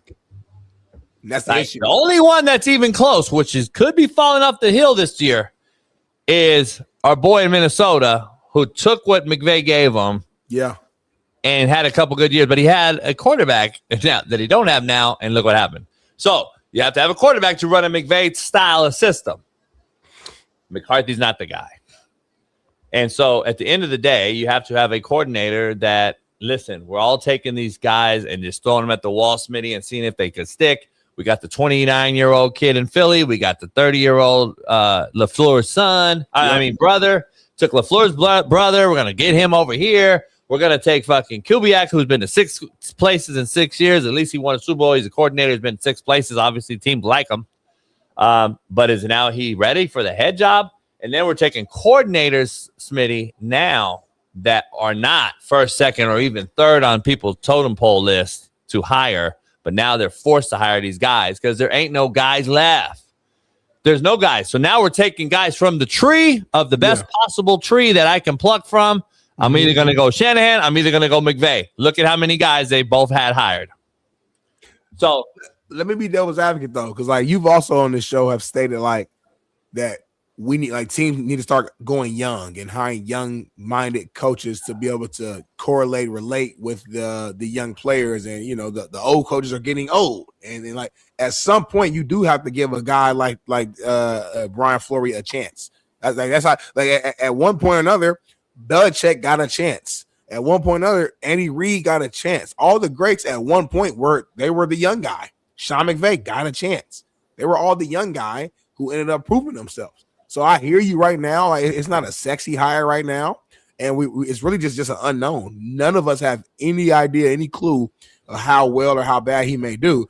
But like I guess the mindset of hiring a young guy, up and coming guy, whatever, I don't mind that. Is what I'm saying. Yeah, I mean, you're talking coordinator though. I'm talking about like as far as the head coaching role goes. There's no older guys no more. So the only option you have is to go mid 35-ish. To me, still 40, 45 is still young as a head coach, in my opinion, in the NFL. But we're going way below. We're going way below that. We're going Kubiaks of the world. We're going. We got McVay that was hired at 30 years old, the youngest ever, who's been to 2 Super Bowls already. So now you're taking anybody under his tree. Yeah. Which is cool. I mean, look at like McVay's tree might end up coming out as like a big time fucking all-time tree because his tree's like his guys are winning too. Yeah. So it's gonna be interesting to see. And we'll see. I mean, McDonald's did it. McDonald did what everyone thought that or hoped for with the Lakers and JJ Redick hire. McDonald did it in year 2, already won it in year 2. Max, I know how long Kubiak's been in the league. I know the man very well. Like, what are you proving? What point are you proving? I know how long he's been in the league. He's also been at 6 places in 6 years. So I don't understand your point. I didn't say he was a new booty to coaching. All I said, he's been at 6 places in 6 years, and this is his first head job. So now let's see what he does with that. That's all I'm saying. He's been in 6 philosophies in 6 years, by the way. So you have to understand, now he has to massage all that shit into one and turn it into his own and create a whole culture in Vegas. So I want to see if that happens. Yeah, I do know everybody. Unfortunately, I do. That's not a me problem. That's a you problem for not understanding that and being mad at me for knowing them. Actually, they know me. Now what? Fucking bitch. Okay, move on. NFL will have a Wednesday game to open up 2026 with the 49ers and Rams playing in Australia. Again, it hasn't been confirmed yet on which day it'll be, but they know for sure it'll be either Wednesday or Thursday as part of their opening weekend. Whichever day the game does not take place, the Seahawks opener will be on. This is crazy to me, homie. I was talking to somebody the other day who's actually on the Niners staff. I'm going to leave the name anonymous. And he was upset about it as well. It's like, bro, this is 49ers Rams. Why, like, out of all games, why are you taking that particular game and taking it out the country? Opening weekend, 49ers Rams, one of the biggest rivalries in NFL. 2 teams who hate each other, both on the West Coast. I don't care if it's in here in LA or it's up in the Bay. You do not take that game away. And that's what they're doing right now, homie. And it makes no sense. Like, again, I understand they're trying to grow the league and I get the money aspect from it. Okay, cool, whatever. I'm past that. But shit, make it the Niners Cardinals or something then, or make it like Cardinals and D Jones Jags or something like that. Like, why are we taking like one of the biggest and best games typically year in and year out and taking it out of the country to Australia to open up the season? So like your home base can't even get a ticket to go to the game because you're taking the first fucking game of the season and taking it to Australia. That's my biggest piece. The particular game that it is, and the fact that it's week 1, and I don't like that piece of it, JB. Well, you threw me a lob. This is why I was let in with what I let in with. Did you see what happened after the Super Bowl game immediately? This is how the NFL operates. You can ask Wedo and Shaun and everybody when he gets on. What did the NFL do to the players immediately after the Super Bowl? Do you know? Go. Drug test. Tax. Did you see the taxes that Sam Darnold got hit with? No. Did you see the taxes that the players were hit with because they played in California, the highest tax state in America? This motherfucker's bonuses not even half. They didn't even get half the money that they would have if the game was played in Florida, Arizona, Texas, Louisiana. Homie, I don't know if Bailey if there's a stat out there or not, he can show it you guys. They got taxed so bad that players now that I spoke to are like, we fuck playing in California. Why would you want to play a Super Bowl in California when the NFL makes fucking tax exempt, makes billions? Why I get taxed the fuck out of the talent? Tell me how make it make sense, homie. Seriously. Hold on, I'm gonna keep going on this. Yeah, to your point. The highest paid state or tax state, California. And who's playing in Australia for week 1? 2 California teams. So guess who pays for those stadiums? Who? You and I. Taxpayers. California taxpayers pay for both SoFi and Santa Clara Stadium. So what are we paying for? To have those stadiums empty game one while these guys go to fucking Australia? And I got to sit here and watch my stadium that I pay for be empty? I would boycott it, homie. I'll tell you right now, I'll fucking boycott this bitch. You here it is would? right here. What is it? Oh, that's the game. Super Bowl. The winning team, each player gets $178,000. In other words, the Super Bowl isn't a part of their salary. And because the game was played in California, and California has a jock tax, and they look at duty days. So each team spends 7 days in the state of California. So those are 7 duty days, and they pierce your regular salary at 3.5%. So he has to pay, when you take in account he got the $178,000 plus his overall salary, he has to pay the state of California for spending 7 days there $249,000. That's just so stupid. I mean, Yeah, it but really is. it ends up costing him $71,000 to go play in California. Now, think about that, homie. That's crazy, homie. Who's paying that? Being a professional athlete, your taxes have to be almost impossible. Like, of how to calculate it, you need a top accountant, because that jock tax is crazy. You got to pay. No, we're taxing every. You know they're about to tax us for fucking miles an hour over the speed limit, right? No, they not. What do you mean? It just passed. Your boy Newsom that you love so much just passed it. What do you mean? First of all, I didn't say I love Newsom or anybody else. I love God, I love my mom. I love Did my you family. see the taxes that we just passed in California? More taxes on more taxes. What do you mean miles per hour? Like, you mean like if you get pulled over? No, driving your car in California, homie. You're going to be taxed per mile. You haven't seen that? Bailey, pull it up. I did. See, I gotta start pointing out shit. This shit is ridiculous. If you don't stand for something, you'll fall for anything. Stop paying taxes. The NFL was no longer tax exempt, by the way. They relinquished that 501(c) back in 2015 because of the backlash they get. You know why though? It's because they got other ways to make that happen. They're still getting fucking. They're not paying taxes. I guarantee you. And then all the teams have always paid taxes. Yeah, of course. I'm just adding clarity. That's it. You want to read the speed law? No, you can read it. California speed laws effective January 1st, 2026 emphasize safety, allowing fines of $50 to $200, warnings for 11 to 15 miles per hour over, and potential license suspension. The basic speed law requires driving safely for conditions, not just the limit. Driving over 100 miles per hour brings strict penalties, including 30-day automatic license suspension. That's regular. That's cool. That's regular stuff. I don't mind that. Yeah. So, I don't mind that at all.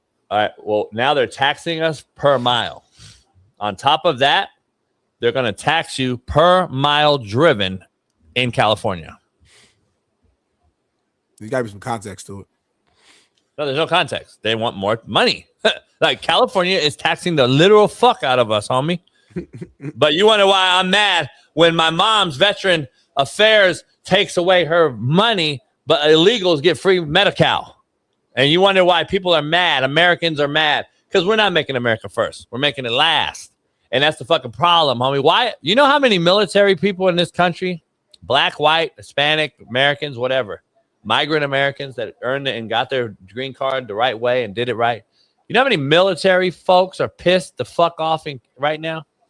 Do you know how many American citizens? By the way, my birthday's on the bicentennial. Remember, I was born on the bicentennial. 1776, 1976, 2026. So my birthday like special, like an anomaly. So anyway, I think it ain't shit. But Smitty, do you realize, homie, that we're fucking fought for this country to be what it is, and to now allow our own people who fought for it to be fucked like they're getting? We didn't fight, but yeah, our my ancestors fought. Yeah. So then you can't say we weren't slaves, right? Yeah, I was not a slave. I never said I was. So then. So we got to. Okay, I never. Whoa, time out. I wasn't a slave. No, but you are sitting there arguing for your forefathers exactly the same way. Are you not? Yeah. So what the fuck's the difference, homie? What you mean? So your daddy that fought in the war doesn't count? I didn't say it didn't. Homie, hold on. So my dad was in the Korean War. I just added some context to it. You did say it. You just said we didn't. You just said we didn't fight. We weren't slaves either. Yeah, but you said we though. You still fight for it. You still fight for it, homie. Of course, but words matter. Just so say it the right way. The words don't matter. You got caught with you got caught being a hypocrite, homie. I did, homie. Don't say. Bottom line is, my brothers, my daddy, my uncles, all those motherfuckers who fought for this country should be fucking homage should be paid. I agree. So I don't understand why you can get an illegal to get free anything and take away a veteran's benefits, but now it's okay? Nah, homie. Fuck that. We got former military people pissed the fuck off right now that we fought for this country. You can say not we or us or whatever, but we as Americans are benefiting from who? The people who fought for this country. Yes. So I'm trying to figure out why that's not being discussed more. Like, I don't get it. I really don't get it. It's fucking ridiculous. Homie, just at this point, just run for office, homie. I mean, that's your best bet. Run for office. Shit, I'll never run for office. I'm not getting out. I'm not gonna be on that Epstein file, homie. But why would you be on there if you didn't do it? Because they're all weirdos, homie.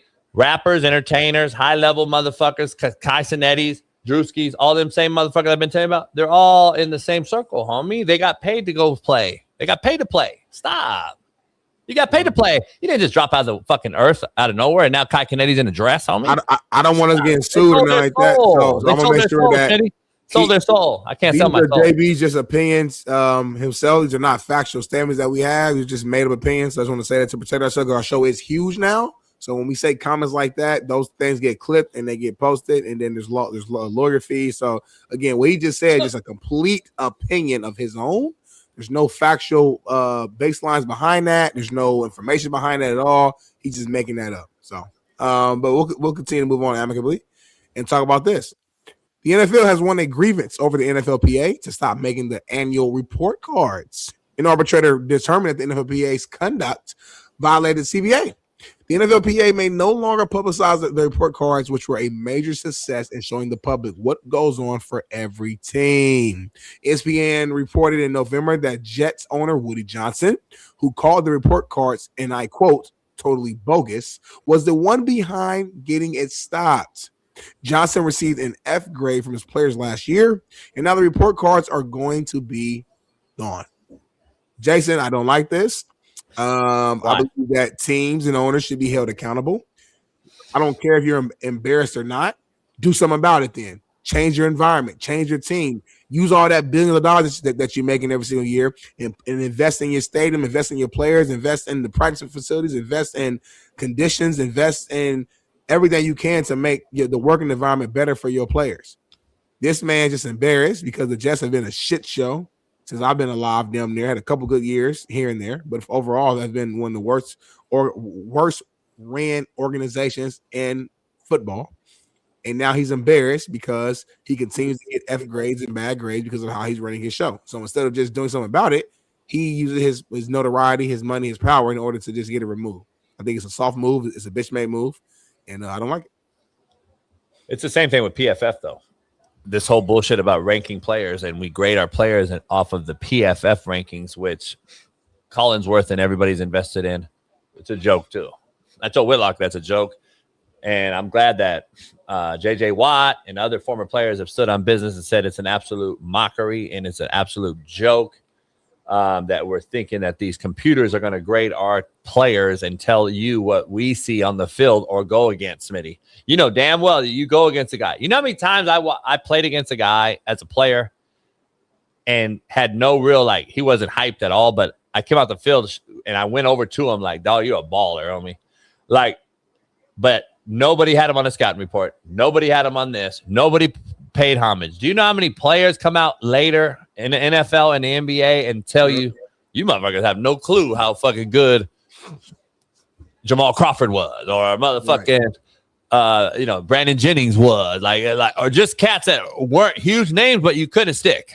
That type of stuff matter more to me than anything. After the game, those playing against chills, good team, that O line coming up to you, hey dog, You a beast, bro. You work like, you know what I'm saying? It's like, damn, okay, like respect. You know what I mean?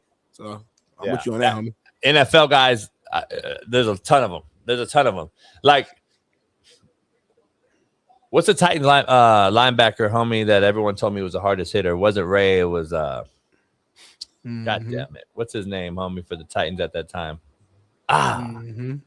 Name's on the tip of my tongue. But anyway, big time hitter. But he never got the credit because he wasn't the name. Played in Nashville, wasn't that big time name. He was in the Super Bowl team that lost to the Rams. Shit. Anyway, great hitter. I think he wore 51 or I forgot. Keith Bullock. I don't know if Smitty remembers Keith Bullock. You remember Keith Bullock? I remember the name. You're probably too young. I know.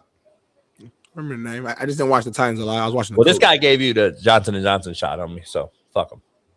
Well, there it is on me. Well, and moving on. Diddy oil. Moving on to a very important topic that we got to get to, man. It seems like the Caleb Williams impact is being felt across the NFL. Rams star wide receiver and the best player of all time, Puka Nacua, posted a vlog of him getting his nails done at a local salon with his brother. Check this out. Get our nails done.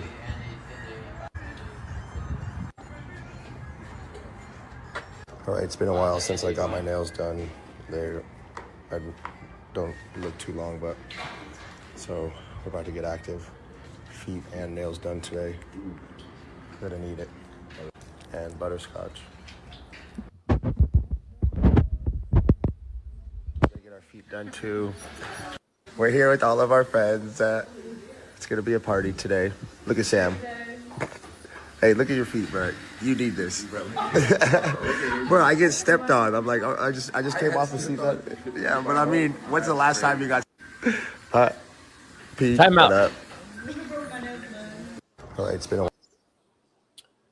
Are they getting nails painted though? I don't want to watch that. Or is it just this shit that I did that one time? I have no idea. My first time seeing it, but I think this is the exact same thing that you did. I know you frequent the salon and get your fingernails and nails done. Hold on. What's it? It's a clean. It's just a gloss. It's a clear cleaning gloss. It's not a paint. It's just like a gloss to keep making it shine. Adios. Clear. It's not paint. It's just clear. So it's the same thing you got, bro. When we had the video here, you went there. You got your feet buffed. You got your fingers buffed. They put it in there just like this. It's the exact same thing you did, homie. A lot of football players, specifically running backs. I know even in college, I had to run a couple running backs that would go get pedicures. At the time, I didn't understand it because I didn't even know what a pedicure really was. But I was like, as I got older, I'm like, okay, you need to get your feet taken care of. You on your feet all the time. You run the back. You move around. All it is, if you look, is a woman massaging your feet. There's nothing handmade there about a woman massaging your feet. The only part that gets a little weird is then when you got red, orange, yellow, blue. That's the weird part. The whole I'm not. They got the shit done. I'm not gonna go with. They didn't paint it, so that's why I always tell men though. The men who like call it soft, like the whole process of it is like you're getting your feet massaged by a woman, and you getting your hand massaged by a woman, and they're just chopping your toes. I'll do it again. I'll do it again. Yeah, you do it again. Yeah, you will. I'm not getting the clear. I'm not getting the clear shit. I got a spot though. I told you, I got a spot where it's just none but women in there. Like pour you whiskey. You got the TV on. They're gonna take care of you the whole time. Bad. Yeah, that's nice. Too. That's good. Should be banging that place. I'm not gonna knock this one. I'm not gonna knock it. He did it. He did what he did. The issue I have on Nacua though. I like Nacua. Obviously, I think he's the best football player in football. The issue I have is he's becoming a little bit. His brother and him they do some crazy shit. You can catch him doing some shit. The brother's been caught up a couple times now. I like that though. Off the field. Well, he's got caught up with some other shit. They'll be the best players though. Are you worried? I'm just asking you. I know you're probably not. It's probably you're the worst person to ask this question. Are you worried though that they're becoming too worried about other shit? Nope. Than football? Nope. Because did you watch Puka this year? I think the brother is on AJ's team. No, I think he is. Did you watch Puka this year? I did. That's what I'm asking. It's great, no doubt. I said, I said, are you being worried that later down the line, instead? Let me ask you. Let me macro it for you. No. In 10 years from now, no. Would you be worried that, 10 years ago, if he would have just fucking worried about football, he'd be the greatest wideout of all time. No. But he was worried about podcasting and doing some other weird shit off the field that it kind of deterred, and he didn't play. Maybe what if he doesn't want to play because he does other things and he ends up blowing up a podcast or something? That's cool. but you're not worried about his legacy no more. Like you don't care. You don't care about the great players that we miss on. You don't have that. You never thought about. Worry about another like man's Barry legacy more than Sanders. Care about his legacy, homie. Barry Sanders retired after 9-10 seasons. Calvin Johnson retired after 9-10 seasons. Jim Brown. Eddie George. Robert Smith. No, that's what I'm a asking long time in football when you think about it. Listen, all I'm asking is, are you not seeing that? Damn, because we all wish Bo Jackson would have played. So obviously injury cut him short. But how long would he have played? How great would he have been? We all have those questions. It's not unfair to ask, would this guy be the greatest if he would have played this many more years? Because Barry Sanders it would be a separation if we saw Barry play another 5 years. Mm-hmm. All I'm saying is this guy ready to be the greatest wideout of all time? Possibly. I don't know, because I think there's so many other distractions, as I led in with today. We so attention deficit disorder-ish that we want clips, shorts, reels instead of playing the long game. That's all I'm saying. My thing is, I don't know if his goal, man. I don't give a fuck. I don't know if his goal is to become the greatest wide receiver of all time. So, like, I don't know. I think he's just trying to go out here. All I'm saying is a fan. Be a beast. Be an all-pro. I'm just saying, be a fan. Don't you wish that he's like, as a fan? All I'm saying is he could be ridiculous. He could be one of the best ever. I don't know. And he's not Blazer. He's not 4'3". He's not some fucking. He just ridiculous. Which shows you what? That he works extremely hard. So don't let these little clips fool you, homie. I'm not worried about offseason. You should have fun. See, I think you should have fun in your offseason. Puka was a nobody in terms of like entering the draft. I mean, that most of us didn't really know about no damn Puka when he got drafted, bro. Nobody know that he was gonna be that guy, which tells me, and to your point, he's not a speedster. He's not the biggest person in the world. This shows me that he works extremely hard. I saw the TJ Houshmandzadeh the other day. I pulled up on him while he was training some guys the other day, and this past weekend, he said Puka just a dog, bro. He's just different. He's just different. Yeah, that's what I'm saying. I know. Listen, one of my best friends coached him, Kalani. You know, he one of my best friends in this whole coaching world. He coached him, recruited him, and like he's a dog. Period. Like. Dog, though, you're born with, in my opinion. I don't think you learn how to be a dog. I don't think you can have a heart transplant. It's very rare. Very rare to have a heart transplant and someone be soft and scared to go over the middle, scared to do this, and then heart transplant, and now I'm a dog. I don't think that happens. You're born that way, in my opinion, or you bred that way, or you're bred that way as a youngster, right? You got hit early, and and your daddy or whoever got you up and was like, nah, motherfucker, get your bitch ass up. You're either bred that way or you're born that way. I don't know if you can give a heart transplant to a grown-up. I was bred that way.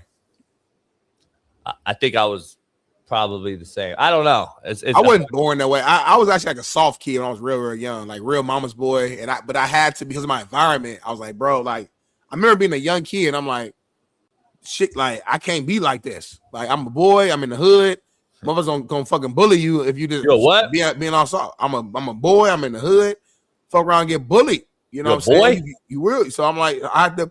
So what I learned was, as a young person, even if I was nervous internally, motherfuckers trying to come up to me talking shit, talk shit back. He put hands like a real man. It's not about if I'm nervous or not, if I'm scared. That's all normal human emotion. The only worry I have, the only problem I have, the only issue I have with the video, if you listen to the fucking video, it was real soft sounding. Like I was worried about what they were saying and how they were sounding. Bro. But they were sounding like super like feminine. He was joking. He's like, we're all here with the team internet. Like it was a whole joke, bro. You old heads don't get it. Y'all Wait, here, say it again in your voice. He said, we're all here getting our nails done. Kind of sound like your.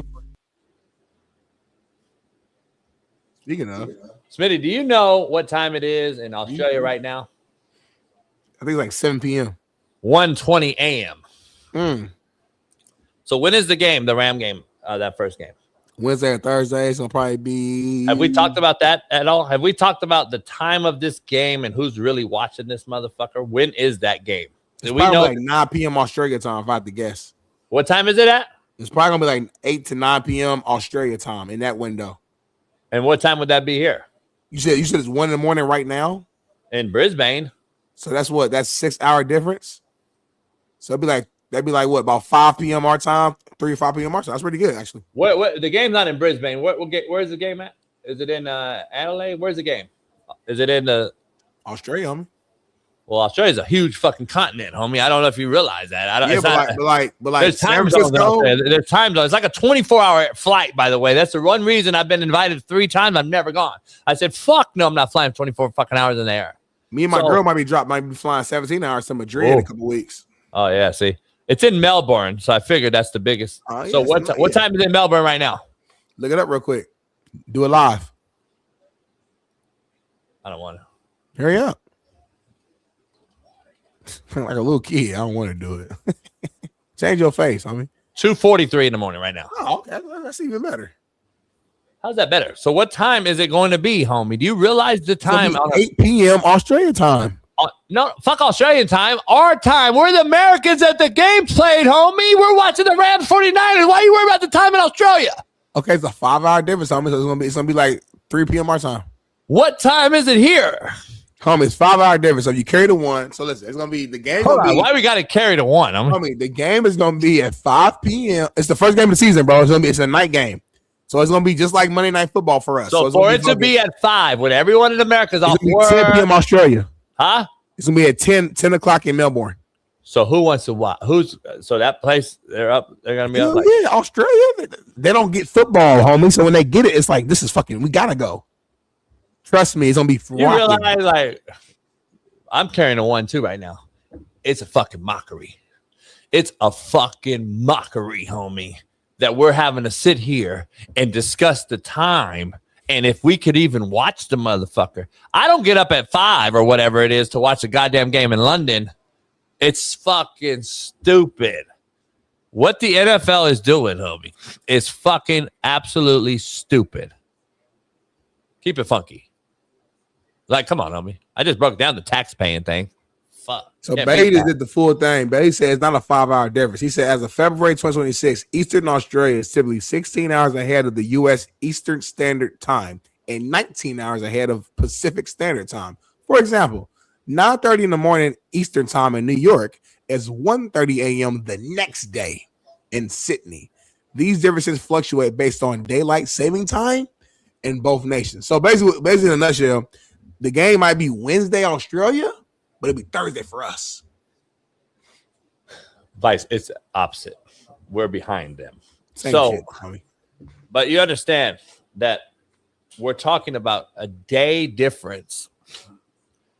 So the 2 California teams are going to play a day behind or ahead of the real fan base.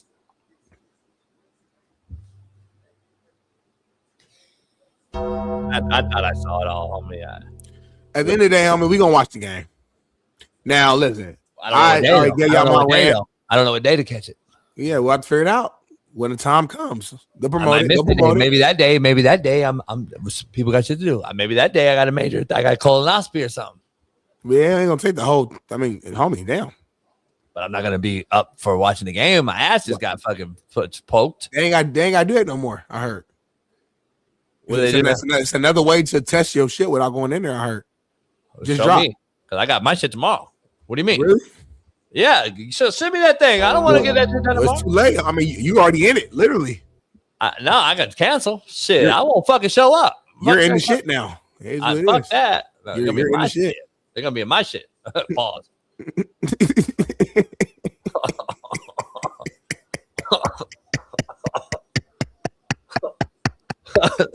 I gotta take all this drink and shit. I gotta cut my whole fucking shit on me. Fuck.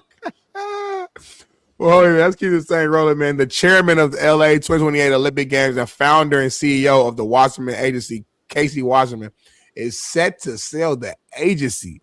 This comes shortly after scrutiny of his relationship with what's shorty name? Ghislaine Maxwell, as revealed in the Epstein documents. Who's the guy in the chat? Who's the guy in the chat? Bet you know him too. I do. Well, you know why? Because I played for him. He was the owner of it. Casey. You played for Casey when? LA Avengers. Bakersfield Blitz. Played for him. He was the owner. That's your friend? Yeah, we used to sit down all the time. By the way, there's a history lesson. I don't know. You don't know. Casey Wasserman. What? Casey Wasserman is a All-American tennis player at UCLA. Did anyone know that? Mm-hmm. So, obviously, we knew who he was from LA because a couple buddies of mine went to UCLA with him. Gabe Creeshon was a tight end for me in the Arena League, played at UCLA. If you look that name up, he was a tight end. Cade McNown and all those good teams UCLA had. They went to school together. They knew each other, obviously, from the Valley area, Smitty, you know, out there. And he was one of the youngest billionaires in the world, by the way, at the time. He was richer than anybody. He was the richest cat in LA for a while, like as a youngster, like 30. Like, shit, I think he was younger than 30, because we were in the Arena League. And we were 20, 5, 6. So he might have been younger than that. So this list is going to go on and on and on me. But the Wasserman family, if you look into it, he was gifted the money by the family, the daddy, the heirlooms. But he was at least an athlete. Like, he was an All-American, actually, at UCLA. Tennis. Ain't nothing wrong with, you know how I feel. There's nothing wrong with getting gifted stuff from your parents. That's the goal of life. That's the goal of life. I don't want my kid to do exactly what I have to do to get to where I'm at. That'd be insane. I mean, I felt as a parent. So I hear what you're saying, though. That's not the topic. That's not my point at all. And the topic. So what is your point, actually?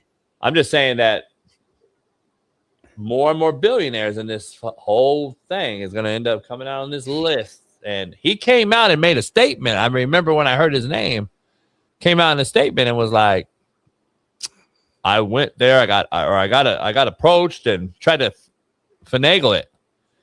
And now he's selling? Shit weird on me. Shit weird, real crazy. I mean, I'm gonna ask you. I mean, the chat wants to know. I mean, we might as well get straight to brass tacks. You said you two were like this. That was your owner. You guys hung out a time. Was there any? Did he ever take? Did he ever take you to? I said I knew him because he signed me when he was the owner of the franchise. He changed your life, right? So I'm asking you. My life at all. I didn't make no money. I mean, you guys were tight. He gave you a chance when there was no chance. So I'm asking you. You're doing things that you said you despise. I'm gonna ask you a question. Like, you guys are like this. So did he ever take you to? You keep saying like this. You keep saying like this. He does not know me at this time. Oh. At this point, I'm saying. At the time, he signed me. He signed me. Signed Tony Graziani. Signed a bunch of quarterbacks. Signed a bunch of guys. So, real quick, you keep doing this. This is the clickbait that you do on social media about, like, Michael Jordan rubbing the shit. Yeah. These are you're actually doing what you despise. You told me earlier today. I'm asking you a question. You told me. We can rewind at the start of the segment. You said I said I was tight ever. So don't say like this. You said y'all in the group chat. Oh, do you know him too? I do know him very well. I said know him. I said know him, and I know very well because he signed me. Okay, so I'm saying you guys are like this. So I'm saying I'm just saying that the chat not like keeps up doing this. I mean, we're not like this. I don't know the cat like that. He drafted me. I mean he signed me. But you guys used to be like, when he drafted you, y'all were like. No, we're not like this still. I couldn't call him personally. I didn't know his number. No. So y'all never hung out. Never like. So he never cut your checks and paid you. Yeah, well, the organization did, not him. It wasn't like he'd come writing checks, handing them to us, homie. But the fucking organization. He owned the team, though. He owned the team, yeah. And the team paid you. Yeah. So he paid you. So I guess what I'm saying is, at one point, now we're tight. Like at one point, he took care of your life. Is AR5 tight with Ursay wearing fucking? Earmuffs on the sideline on me? Well, he got benched. Does he text her every night? He got benched. Okay, well, my point is, homie, she pays him too. What does that mean? He started to shoot. He was a fan of yours. What does that mean? He was a fan of yours. You were the starter. Homie, did you go to Epstein Island or not? Huh? Did you go to Epstein Island with him or not, homie? Let's get the brass tacks. Do you know we have a jock tax? Yeah, I did know that. So Wasserman, you're telling me was fucking on Epstein? I ain't telling you nothing. I ain't telling you shit. So why is he selling? Why is he selling his fucking $1 billion shit? He ready to just chill out and get up out of here and relax.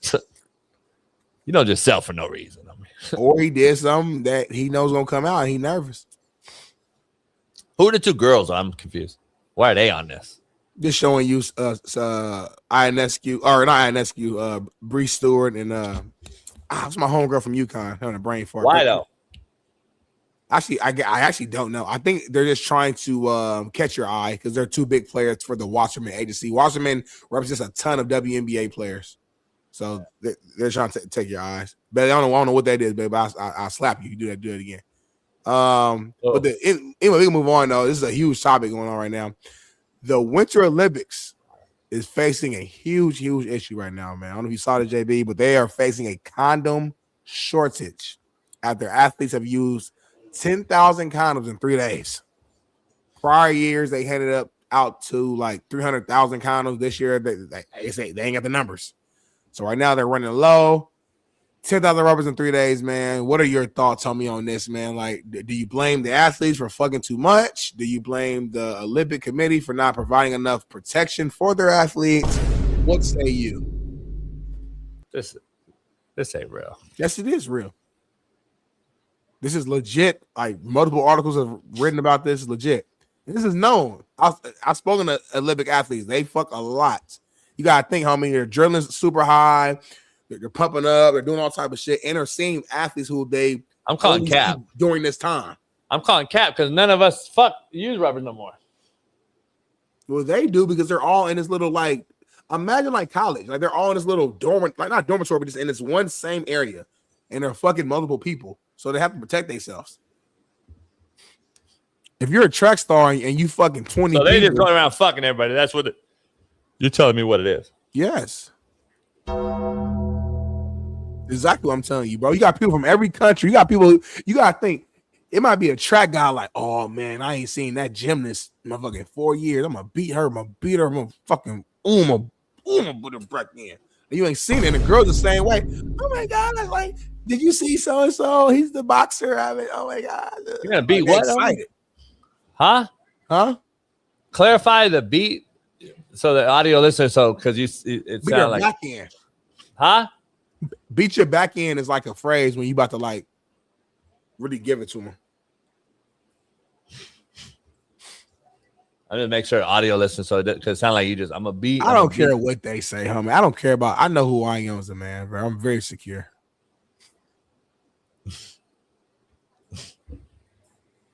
Why is this a story? What you mean? 10,000 condoms in 3 days? That's a lot of condoms, homie. How do they know who the fuck has condoms and who don't? How this is for cap? Because they count how many condoms they brought to the damn facility, homie. So cats don't bring their own rubbers. You don't think they go buy their own rubbers or have their own rubbers? No, because they know the limits are going to have. Why waste money? I'm not taking those weird ass condoms. You know them condoms that they hand out at the what do you call it? The pink and they're not even the real name ones. Yeah. You know what I'm saying? Like, nah, stop. But they get this is the Olympics. They give them like the real Trojan condoms. Trojan man. But I need XL though. Well, I mean, that's neither here nor there. I'm sure they have whatever is necessary. Do they have those? Is there size? Is there like a fucking thing? You know, that's a myth too. You know, I've seen videos of girls they grab condoms and put their whole arm in there. So all you mother be walking around thinking you to ooh. Oh no, I have. You can't feel it. You know? Do you know 98% of men run out of dick before they run out of condom? Told you.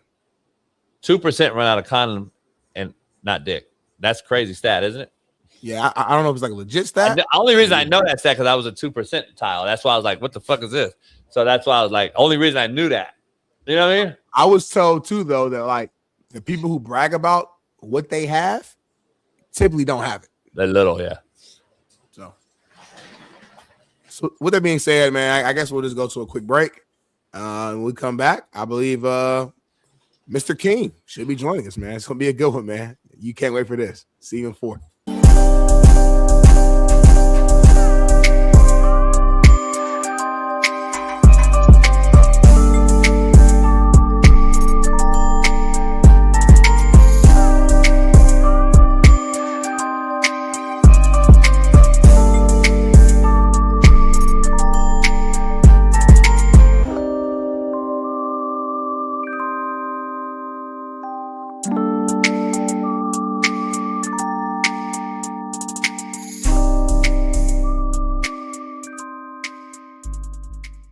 Owner and CEO Carly Irsay Gordon sent a strong message to GM Chris Ballard and head coach Shane Steichen after announcing they will return for the 2026 season after our collapse the second half of this year. There's a video here. We're going to play some of it. Check it out. Been very clear with Chris and Shane that giving them another opportunity means that the sense of urgency for them to deliver and perform has never been higher. Chris and Shane are both capable of facing this challenge head on and finding a way to achieve the results that our fans deserve. I believe it. Hold on, let me hear it again. I didn't listen to anything the first time. Let me hear it again. We have been very clear with Chris and Shane that giving them another opportunity means that the sense. Let me rewind it. What you doing, Ollie? I can't listen. It's hard to listen to a female talk about football. So I'm so she's talking about no. I'm she's so ADHD. She's a boss. Talking about keeping certain employees on her team. I don't know what she is, but I get what you're saying. Whatever you say, I get what you're saying. Whatever you say, I don't even know what you're saying. Bosses listen to other bosses. I'm so ADHD that I was just thinking about like butt fucking this bitch on my boat while she was talking, and I was like, let me try to focus. It's hard to focus. I lose my shit. But let me hold on. That's we have been very clear with Chris and Shane that giving them another opportunity. Fuck. Let me rewind it. God damn it. I'm tripping, homie. I was thinking about cooking this cowboy steak, and I was like, what the fuck am I looking at? And then I lose focus, Smitty. Fairness to me. I'm sorry. I lose focus when I hear females talk football. So I have to like think about other shit. And then my mind goes, hold on. Sorry. I'm apologizing to you. First time. Listen, take a listen. We have been very clear with Chris and Shane that giving them another opportunity means that fuck, I thought about this fucking bitch with these fat thighs that I was eating sushi off of last night. It was a trip. I can't do it. The disrespect that you bring into my owner of our team, somebody who's walked with class. Well, I'm just saying. Who's shown her not just love for the team, but her care for the team after her father's passing is just unbelievable right now. The fact that she has 2 breasts and a vagina and you can't even have the maturity, emotional maturity to sit back and listen to a 30-second video. Listen, I know. It's a lot about you as a man and not about her as a team owner. It's a shortcoming. I admit it. I'm admitted to you. It's a shortcoming of mine. I don't know what to tell you, Smitty. I'm admitting it. You're right. It's a shortcoming of mine. It's just hard to watch. Like, first of all, the hair and the face. It just is hard for me to watch her discuss as she reads off a card, which is not off the top of her heart because she doesn't know what the fuck she's talking about. So she's reading a card that she had her people write up. So that's why she wrote it. Yeah, but you didn't, because see, the problem is where your misconception goes is if she wrote it, she wouldn't need to read it. She wrote it. See, that's a bar that you don't understand. I do understand the bar. If you wrote it, need to read it. Then you don't need to read it verbatim. Yeah. But everybody's not great at public speaking like you and I. She's Talking is harder than what you think. So sometimes she's the owner and the boss. Sometimes you got to write shit down.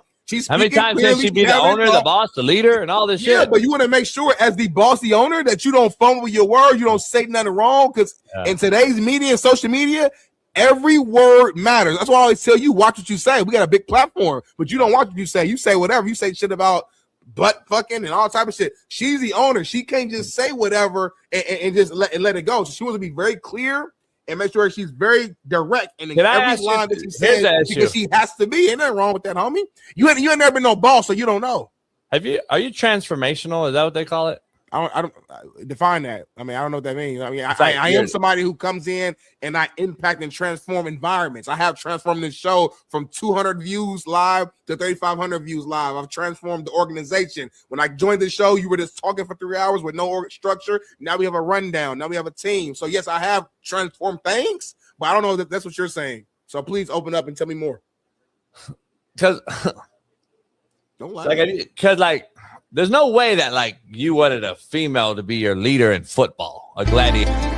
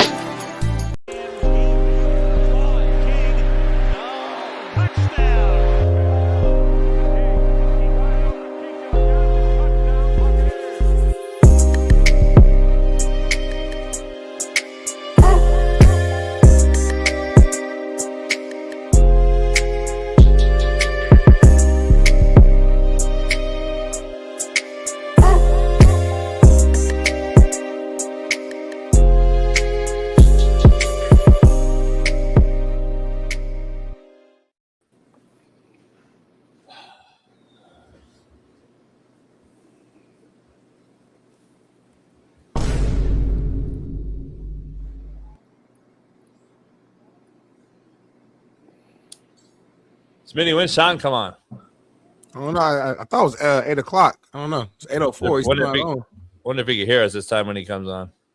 I'm coming on y'all show. Y'all supposed to welcome me into the damn show. Oh, you're here. Oh, I didn't even see him. Yeah, whatever. Voice is low. Your mic is horrible. Bad skin tone. Yeah, the camera shaking. Gloss, lips gloss isn't as tight. Looks like you gained some weight. What's going on, Shaun? You all right? I can't even do that. I mean, what y'all want me to tell y'all? Y'all want me to tell y'all I love y'all? Y'all want me to get all cushy and cuddly or sit, I can't even retweet this or nothing. What the fuck's happened with Twitter? It's so fucking stupid. Like I get the link, but it's not anything. It doesn't allow me to do shit with it. Fuck Twitter, man. I'm over it. Before we move on and dive into our amazing topics with Shaun, by the way, not Twitter. That might be why you're having trouble. What? You won't refer to it by the proper name. It's called X. Haven't been Twitter in quite some time. Go right now on Google and type in Twitter. Go.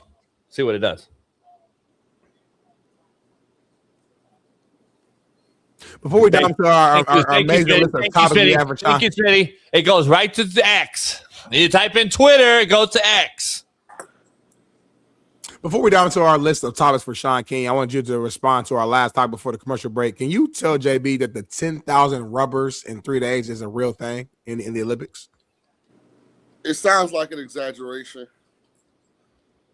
especially when you add in the schedules, the travel time.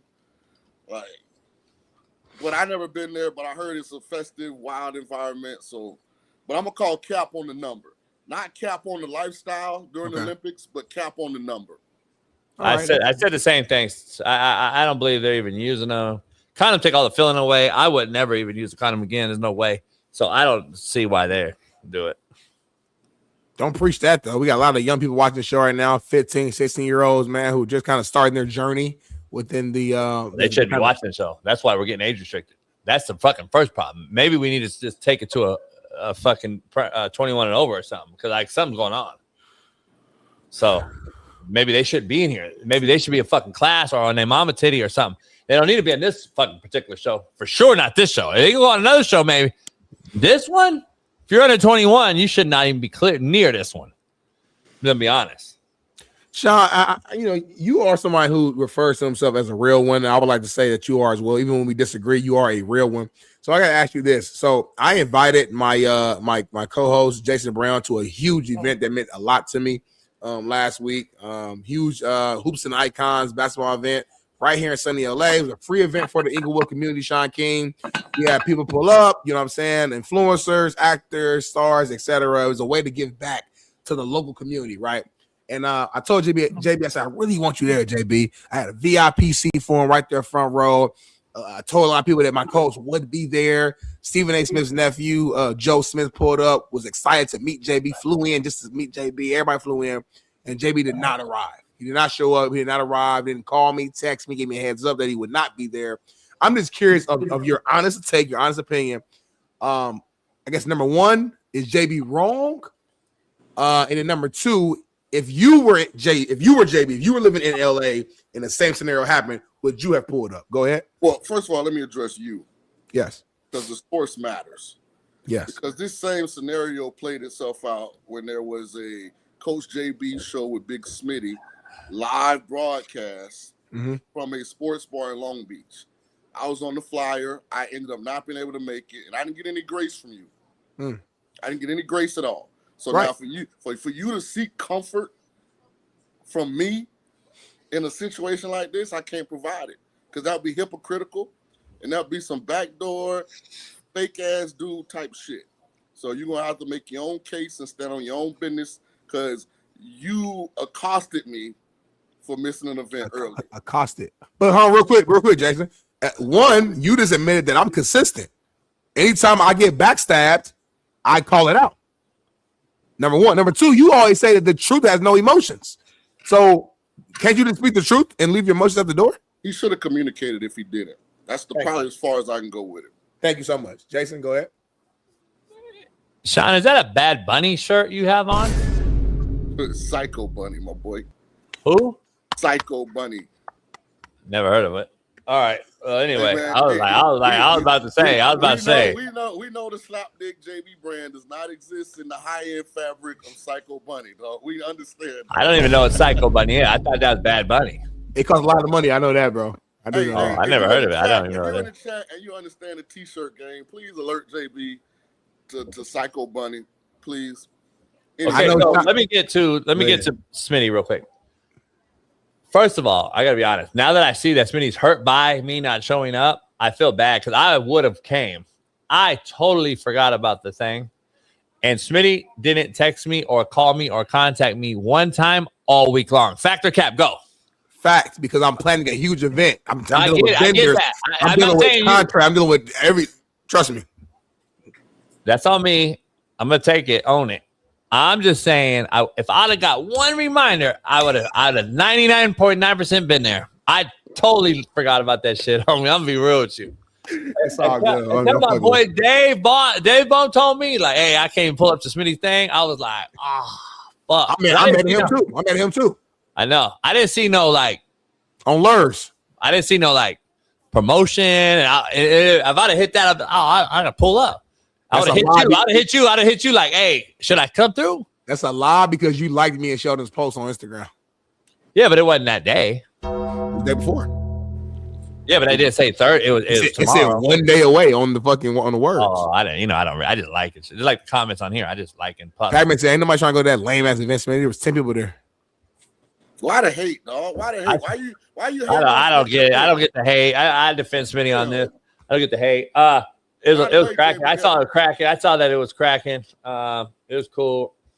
I would have definitely pulled up. I feel shitty now. I would have pulled up. I'm messing with you, JB, man. You good, homie. Smitty, no, because I see you're really hurt. I would have pulled up. I ain't heard it all. Speaking of events. Ooh. Hey, Shaun. Hey, Shaun.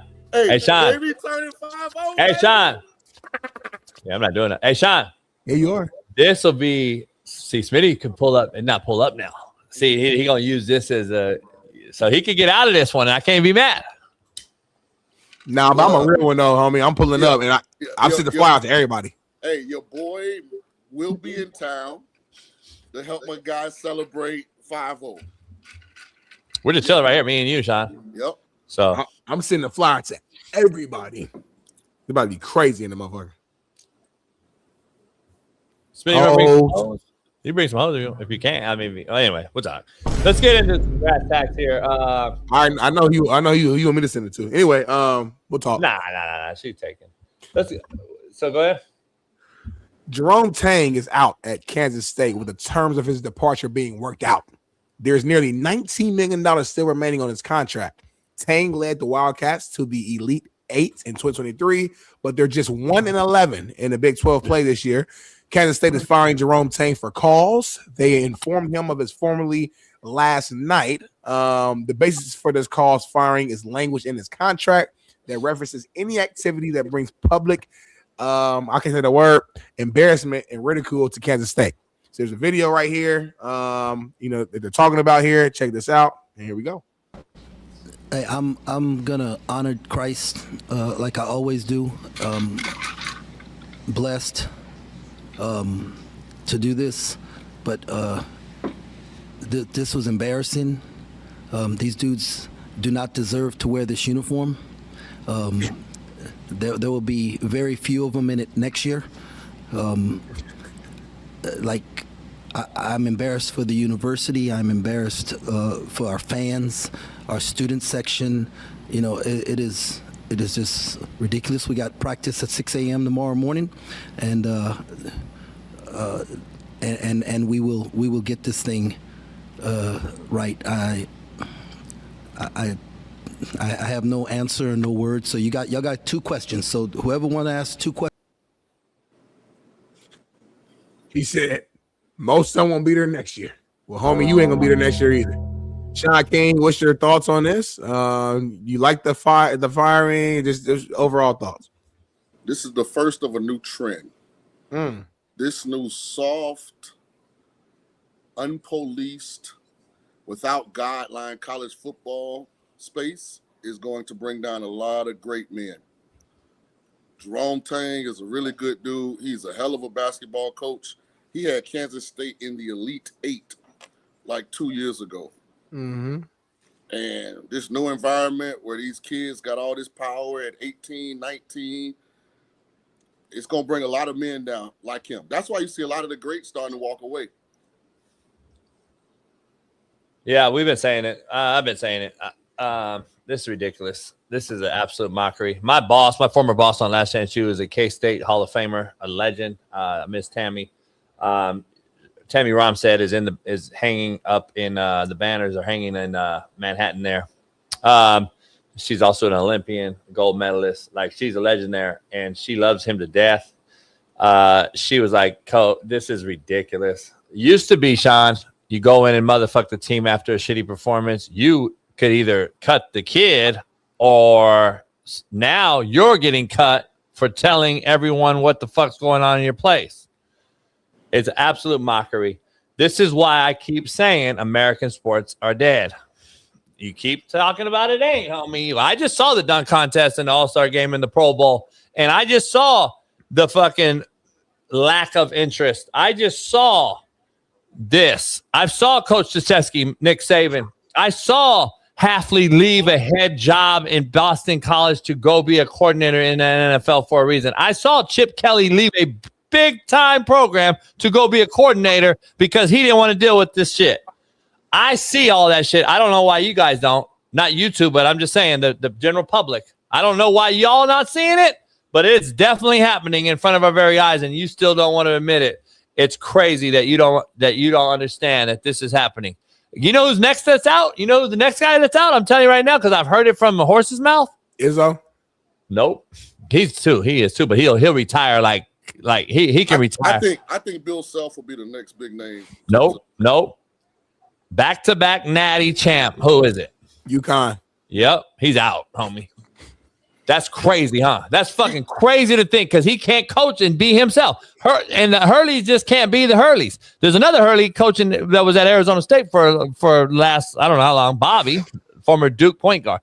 They can't even be themselves, homie. This is not what coaching is meant to be. Coaching wasn't meant to be a baby fucking manager, a babysitter. We already babysit your badass kids longer than you watch them yourself.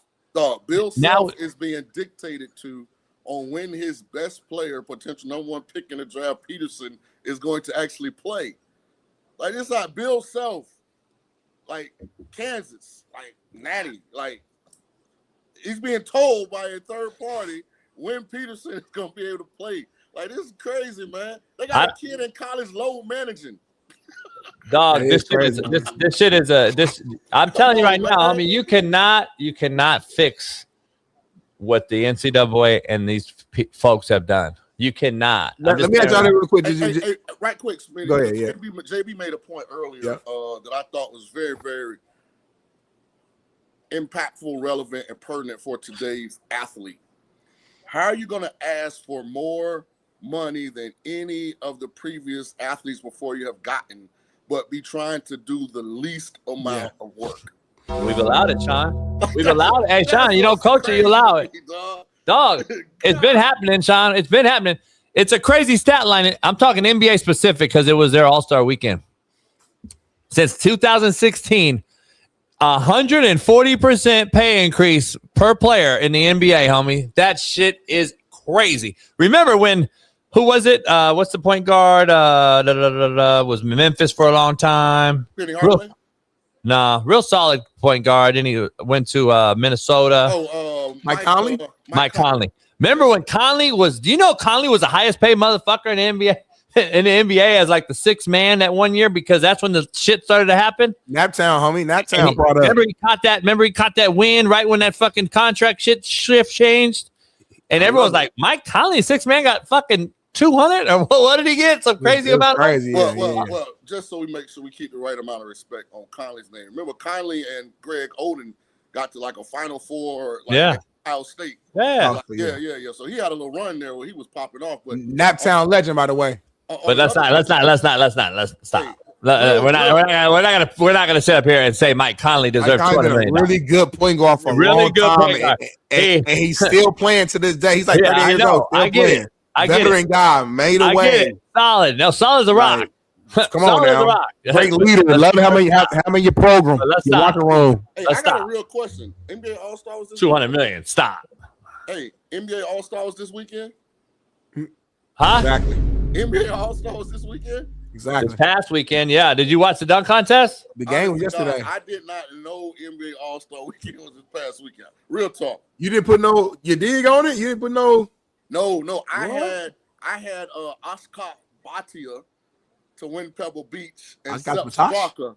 So I was locked in the golf all weekend. I didn't even know NBA All-Star was. You didn't bet Anthony Kim to win the live, homie? No, every time I turned TV on, it was either Pebble Beach or the damn curling. You can't find Anthony. That's the greatest story right here. No one talking about right here. This story. Ain't that Tiger old roommate? That's Pat Perez's. Probably different. Pat Perez's high school. I mean, childhood friend. He played coming up. Better comeback story. Anthony Kim or Sam Darnold? Anthony Kim, because Sam Darnold rolled the coattails of that defense.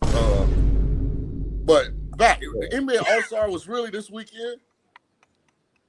Here we go with this. Game was yesterday, yes. Anyway, man, bottom line is Anthony Kim got not shot in the face, but he got fucked up and his face is totally reconfigured, and he went on and he had a lot of drug issues and shit. Got kicked out the league, came back and won it all yesterday after being on the list. The Liv signed him and saved his life, brought him back on. 2024, I got to hang out with him and Pat a couple times. And then he won it all yesterday, homie. First win in 15 years. Kim, dog. Shout out Anthony Kim. AK, they call him AK. Salute. I did not know the All-Star game was this weekend. That is crazy. That's crazy work. You didn't see the dunks that were just they were actually missed. It wasn't even like a ridiculous idea either. It was just a motherfucker. It was the shitty center for the Lakers. He just dribbled down the middle of the court and fucking tried to dunk and just fucking got hung. So I'm being honest about this NBA All-Star weekend. I didn't know, but I stopped watching the dunk competition when the NBA players stopped caring about the dunk competition. Well, they stopped. That's been years ago. I haven't watched that in years. When the white boy won 3 years in a row that wasn't even in the league, I knew there was something wrong. Mac McClung is a hell of a dunker, though. But yeah, but Smitty, don't matter. He's not in the league. I'm with you. Smitty, you too young to understand this, dog. No, I'm not. The dunk competition used to include stars. 5 of the top 12 to 15 players in the world. Yeah, I'm not too young for that. Only guys that got an exempt was Jordan, Kobe, and LeBron, homie. Let's be real. Everybody else dunked. No, Kobe dunked. Jordan and Jordan dunked the hell of time. Him and Dominique Wilkins used to go at it. No. What Kobe I'm saying won in is 96 or 97. That's second year league. That's the only time he ever did it. Kobe went between the legs and dunked and flexed on a real skinny kid. No, I'm saying he only did it that time. He won. He was good to go. What I'm saying is the only guy that got exempt that's no pressure is LeBron. He's the only star that never did it, homie. Yeah. Never. Why didn't LeBron do it? Again, LeBron fucking ruined the goddamn game. Dominic Jordan going at it for years. You had Kobe as a rookie, and then you had Vince Carter just took over the thing. T-Mac, Vince Carter, Jason Richardson. But why was LeBron so fucking good and different that he couldn't do it? So I think you not just one time, just one time. Right content, JB. I'm gonna give a different presentation. LeBron changed the game, but not in a good way. Because he came behind 2 alpha dogs in Jordan and Kobe, and he was not an alpha dog. But he was the best player. So the game started to take on the characteristics and attributes of the best player, who for the first time in 20-plus years wasn't a straight killer. Fair? Yeah, but you got to be but dunk-wise, that's his lane because he's not against nobody. There's no shot making. There's no shot making. What does the dunk competition do? It exposes you to failure. Yeah, you got to be an alpha dog to go out there by yourself. Yeah, but really, it's like you got Smitty understands the space because you got choreographers though that are helping you create all this shit. He would have had the best choreographers tell him what the fucking dunk to do. Young LeBron would have been. Oh man, it would be crazy. JB, you forgetting the lineage of LeBron. LeBron didn't develop no killer instinct till he went to Miami and was around D Wade and Pat Riley and Adonis Haslam and all them, and he learned how to be a killer. Pre-Miami LeBron, soft as cotton candy, super talented. No, I don't even agree with that. I agree. I don't even agree with that. If you look at the resume, homie, of Kobe in the West going against who he went against, and look at the resume of LeBron in the East when how fucking weak it was. What are you talking about, dog? I am stating my opinion, saying he's nothing like Kobe or Jordan. Oh no! I'm not even talking to you. I'm just saying in general. I'm saying in general, if you look at the resume of LeBron in the East when he was in Cleveland and Miami versus Kobe in the West, and the competition level and the players that they had to go through to get to the finals and win it. It is laughable if you look at if you look at LeBron in the East. Look at it. Until Paul Pierce and KG got together, look at that. Until then, what happened? They got their ass whooped. Go look at the history of the East when LeBron was in that motherfucker. I just saw it the other day, and I was like, holy shit. Kobe had to go through fucking goddamn Garnett in the West at the time, Minnesota. They had to go through fucking Duncan every year. He had to go through fucking was loaded. Homie, every team in the West was loaded. Dirk Nowitzki with the Mavs. Then you had Steve Nash, Amari Stoudemire with the Suns. Even Young, the Portland team early years, Rasheed Wise, older Scottie Pippen was crazy, and then later on when Brandon Warrior and them came, the Jazz later on in fucking Boozer and Darren Williams. So the West was loaded.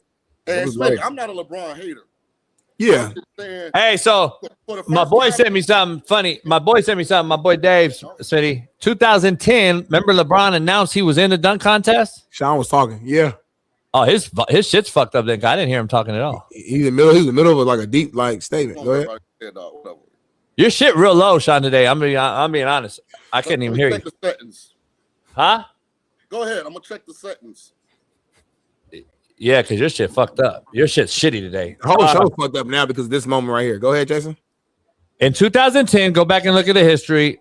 LeBron announced he was in the dunk contest, and then he pulled out, reneged last minute, and that kind of set the tone. It fucked the whole thing off.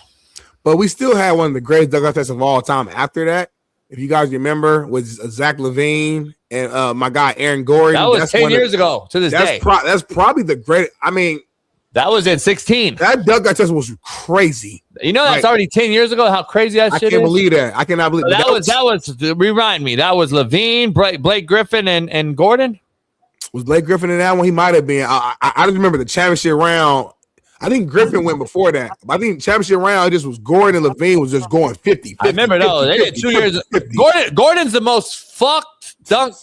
He got fucked, what, 3 years in a row? Or two? I think 2 years in a row. Shit. That particular competition was hard because it's like, I mean, Zach LaVine deserved to win, and then Gordon deserved to win. Gordon grabbed the ball, went under his ass, and came back with they was doing some crazy shit we ain't never seen before.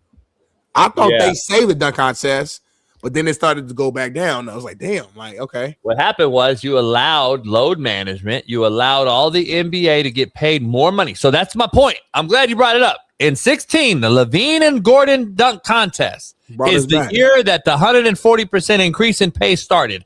And ever since then, you got more load management, more for less. As Shaun alluded to when he came on the show, you've given these guys so goddamn much money and demanded less from them. And now you think that the All-Star game matters? And then for Dwayne Wade to talk about doing it after the season is going to be what the Pro Bowl is now. You're going to get guys that aren't even in the fucking voting. Playing. Do you understand his point though? I agree with you. I don't think it works. NBA season is too long, but his point is that the way you guys used to do it, Shaun, where you guys would go to Hawaii and made it like an actual vacation. I've heard you and JB, or at least JB on this show, say that's the way it should be. So I think from his standpoint, he's saying that's the way we should do it, make it a real vacation. You can't do basketball like football though, homie. I agree. Yeah, it's not where the airplane is headed. It's the people the airplane is bringing to where it's going. You bet, motherfucker. You see what I'm saying? The NFL shit is soft now, not because it's not in Hawaii, because it's the players that are getting off the airplane. They ain't worried about trying to prove that they the best. Shaun, we got Josh Allen and them playing in Pebble Beach. Man. We got guys playing in the Pebble Beach Pro-Am during the Pro Bowl, and they're the ones that turned down going to the game to go play in the fucking golf tournament. And so then they call Shedeur Sanders and say, hey, can you come in? No, this shit's a joke. It's an absolute mockery. No offense, I ain't gonna even jump on Shedeur. No offense to Jalen Hurts. Jalen Hurts didn't have anything close to a Pro Bowl 2025 season, dog. Come on, man. The Pro Bowl to the point now, it don't even count. It don't. And the cool part about it is, though, if you get in an argument and y'all joking on each other, like a current player saying they made the Pro Bowl, that don't even hold no weight no more. But the cool part is, Shaun, it hurts them and the All Pro and then Pro Bowl team, the All Pro and then the Pro Bowl. All hurts. Pro matters, but Pro Bowl doesn't. Yeah, but it hurts their legacy at the end of the day still when you're talking about first ballot Hall of Famers, when you're talking about guys, because of the voters now being a bunch of nobodies. Now that you don't think that resonates with them saying, oh, well, I don't remember him playing in the Pro Bowl. I don't remember him being voted in first team All Pro, all these things. That shit matters to a bunch of nobodies that never played the game. That's why I think nobodies don't deserve to have a vote, because now we're seeing why Belichick and why these other cats are off the first ballot, which is a no-brainer. And now we're seeing these motherfuckers picking guys that don't belong. So I think it matters to the optics. I think the optics matter to a bunch of nobody fans, fanboy voters that have no clue about how the game's really played. I think it's going to cost them eventually. It's going to bite in the ass later on. And you know, the difference between the NBA and the NFL right now is, even though with the NIL, people at least are familiar with 40 to 45% of the incoming workforce for the NFL. Like if you watch the Sacramento Kings play the Utah Jazz, like if you're on the West Coast and you're looking for something to watch about 8 o'clock, you will not know a single player on the entire court, dog. Dog, I'm going to be honest. Like, that's crazy, dog. I'm going to be honest. I'm taking it even a little step deeper. Like, let me ask you, why is Adam Silver talking about changing how the draft's going to be to stop tanking? You're the commissioner, homie. You control the fucking narrative and the calendar and everything that's involved in this thing. And you're the one that needs I get you're paid by the owners and you're owned by the owners, just like the NFL owns Goodell, the owners do. What are we talking about, though? You've allowed this soft-ass pussy generation to take over the game. You've allowed this. You put together the play-in tournament. You put together this soft-ass every year's different all-star game shit. No, you lose interest when it ain't consistent, Smitty, and that goes for anything in life. If it ain't consistent, I'm out. Like, I don't want to see all this dumb, crazy shit every year trying to reinvent the wheel. You already have the greatest athletes in the world playing in the goddamn sport. Why are we reinventing the wheel? See, that's the only part that you and I would like disagree on. Like, because I'm with you with the overall premise of like the game being softer and all this, that, and the third. But like, I don't get why you're getting mad at the commissioner for just trying shit out to improve it. We shouldn't have to try shit out, Smitty. My point is, stand on business. Tell these motherfuckers, no, this is the way you're going to do it, or don't fucking get paid. Don't play. Don't get. You can find that sounds good, but that's not realistic, Jason. He can find the teams, correct, for tanking. He just find the Utah Jazz $500K for tanking, not for playing tanking. His players, whatever. Yeah, for tanking. So how the hell can't you find the team for not demanding the player play the fucking games? How are we not playing in the games? If I can find the organization $500K, he is doing that though. He that's why he's added rules to where like if you're a player, if you don't play at least 65 games, then you can't win any season awards. That's where it started, man. That's my point. If players don't play and there's no actual injury reason, you'll get fined. Smitty, that's my point. That's my point. He's doing what you're asking. No, he's not. You're begging players to play a percentage. You're begging a fucking $200 million player to beg him to play a percentage of games, homie. There shouldn't be no begging, Shaun. I'm not saying it's right. But that's my point. When you started to give leash and you started to allow these players to have all this fucking leeway, homie, is when you started this. Now, guess what, Shaun? I don't know how to put it. The best way I can put it is if you allow for an opening and I don't suspend you for the first quarter when you miss practice at Ball State, Smitty. Let's say you missed Thursday, Friday practice, and I let you start the game. Or I even play you at all and I put you in after the first quarter. What has it done to the team? They all see that and they start to say, oh, we could get over on coach. We can do this. We can do that. This is what has happened. Oh, I can only play 65 games and still get my check? Oh, hell no. Who wouldn't want to play less games for more money? Who wouldn't want to do less hours at the job and get more money? Like, come on, man. This is professional sports and we're begging these grown-ass men to fucking have to go out and compete when all the world's watching? Homie, come on. Well, this is ridiculous. I agree with you that he should not have to beg or should not have to. That's one. He's the one doing it. He's the one. But that's where we're at, though, right? That's where we're at. So here's what's crazy. I thought they fixed this issue. Didn't they do anti-tanking like 7-8 years ago. And that's why now, like, guys got to play a certain amount of games. And he never 7 years ago. It happened a couple years. That's what I'm talking. JB's flipping it. JB's looking at it where he's saying players like, oh, I'll just play 65 games. No, I'm saying it's the opposite. It's like, motherfucker, if you miss, if you don't hit this point, you're not getting, ain't no MVPs, ain't no none of this shit, which hurts their money, which hurts their bonuses and their pockets, stuff like that in their contract. So I guess the only part that me and JB differ is that I'm saying Adam Silver is at least trying to do different things to increase the competition. Now, should he have to do that? No, he shouldn't have to do it. But this is where we're at.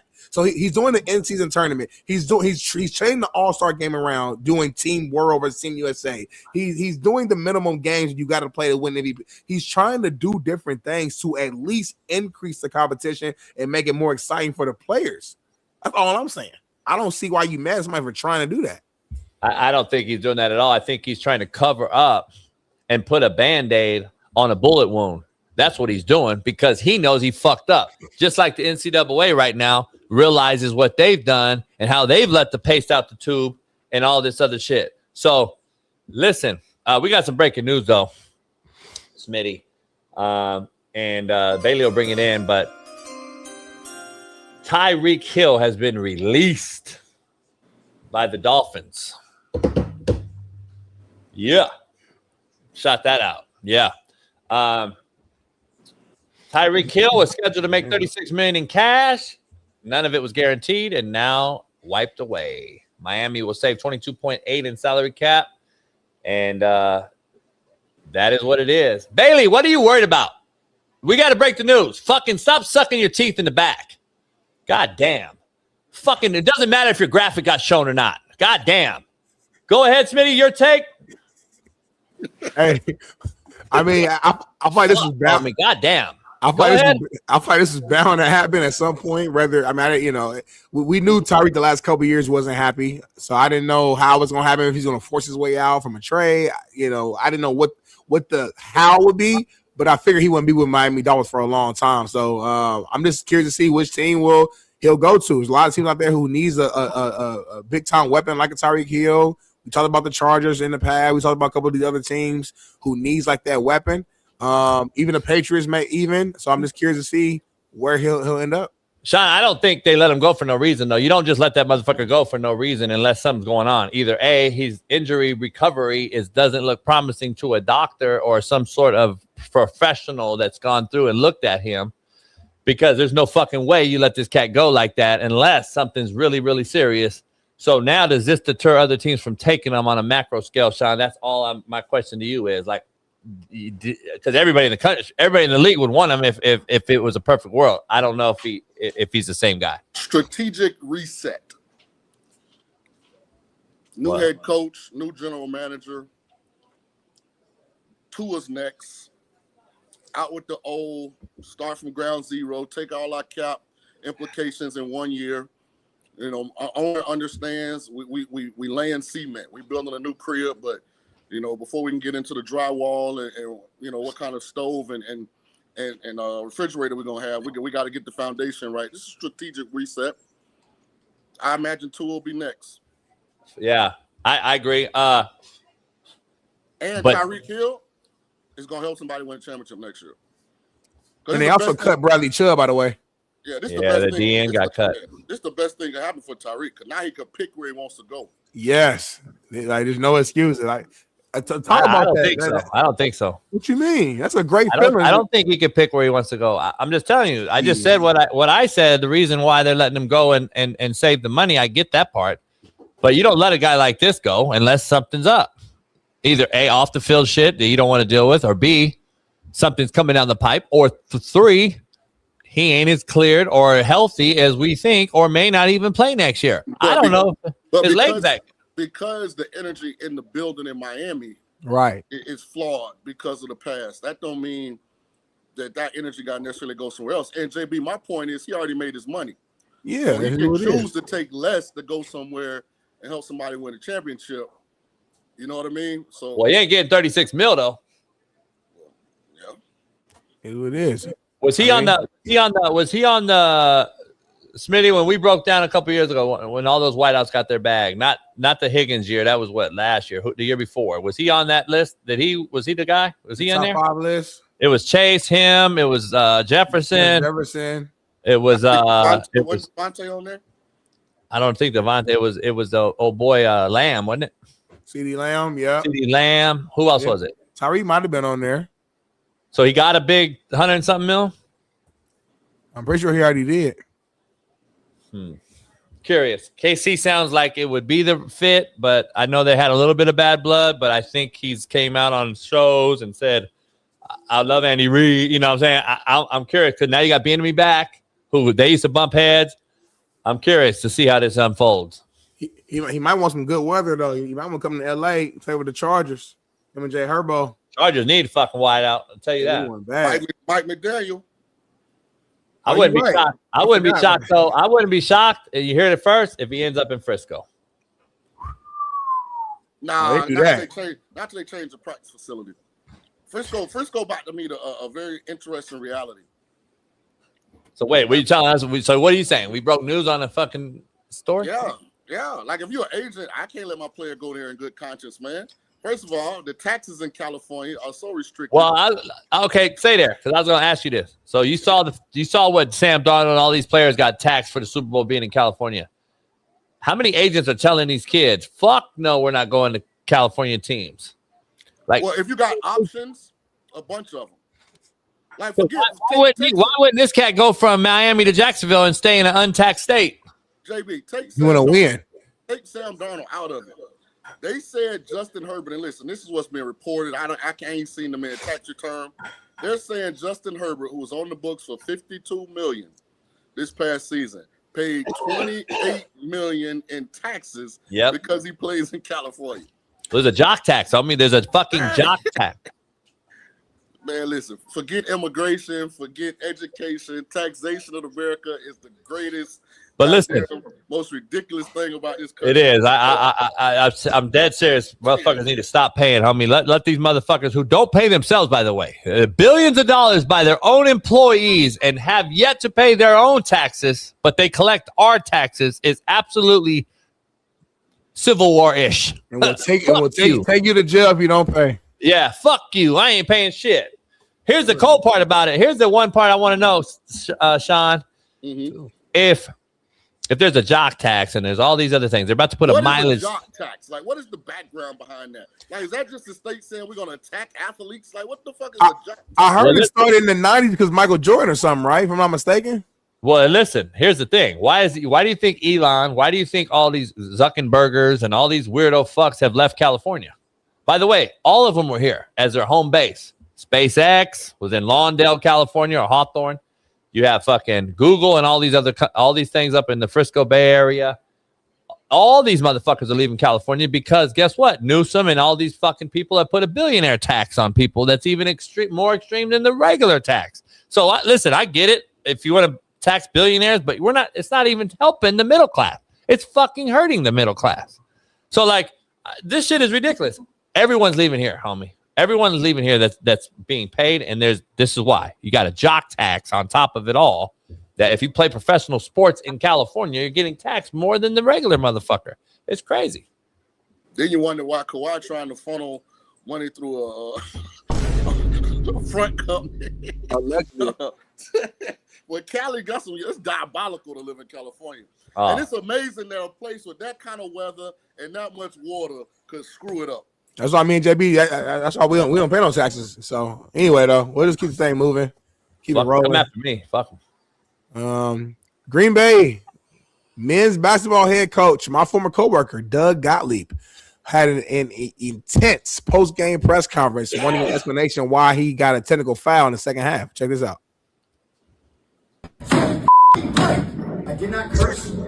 I was not demonstrative. I did not leave my box. All I said was, that's the same play as the other end. All we ask is that there's a fair game. That's what we ask. I need Donnie at the league and the new commissioner to explain to me the disparity in the officiating. I got no problem with their team, their staff. They played hard. The last play of the game, just to get the ball, they're grabbing us and holding us.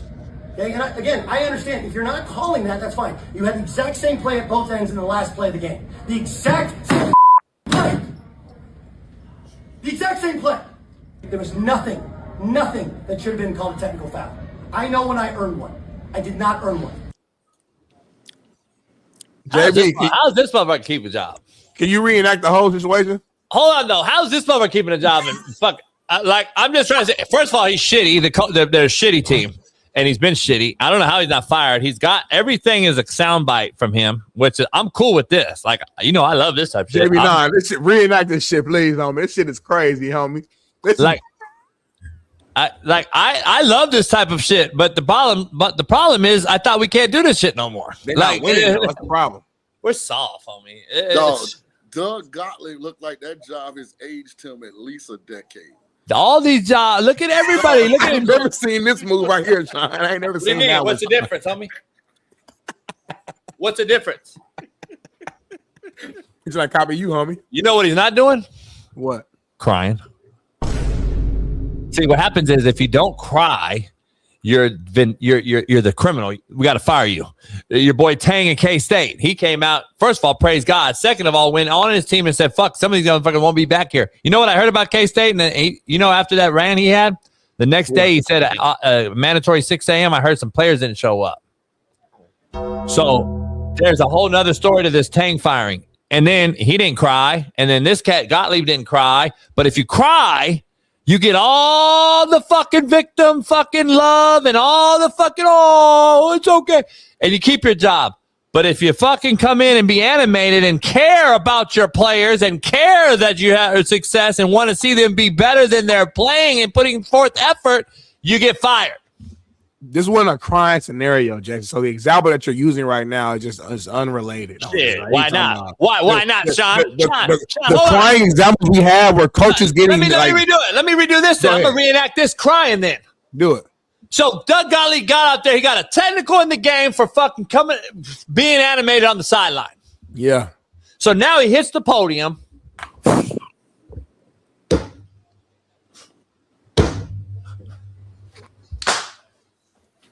Man, I got a technical, man. You gotta be kidding me, man. Why me? Why me? Why my players gotta see their coach get a technical? Why me? I didn't do nothing. I didn't leave the box, man. What do you mean it ain't a crybaby scenario? You bullshit, it ain't. It's a fucking crybaby scenario, homie. He could have definitely cried to save his ass right there. Yes, he could have, homie. Josh Allen cried. He didn't say nothing. After he lost the damn playoff game, he lost. He threw a pick, or Joe Brady. Joe Brady got his first head coaching job. Yeah, Joe Burrow cried. Fucking Mike McCarthy is coaching his hometown team, and he wanted to coach for it. It's different scenarios, homie. Shaun needs to call that out. That's cap. He cried in Dallas too when he took the job. You told me you would cry if I got shot today. You told me that earlier today. You would cry if I got shot today. You told me I didn't. I said I wouldn't cry. You said if I didn't make it, you would. Maybe. Listen. As a man, crying is acceptable, but in my opinion, it's not acceptable on the front end of a situation. Like maybe. I said my dad died. I didn't cry, so I said I wouldn't. When you're going down memory lane or some shit, but you did cry though. Ash cried. If Ash died, I'd cry. Fuck Ash. You mad? I take Ash over you.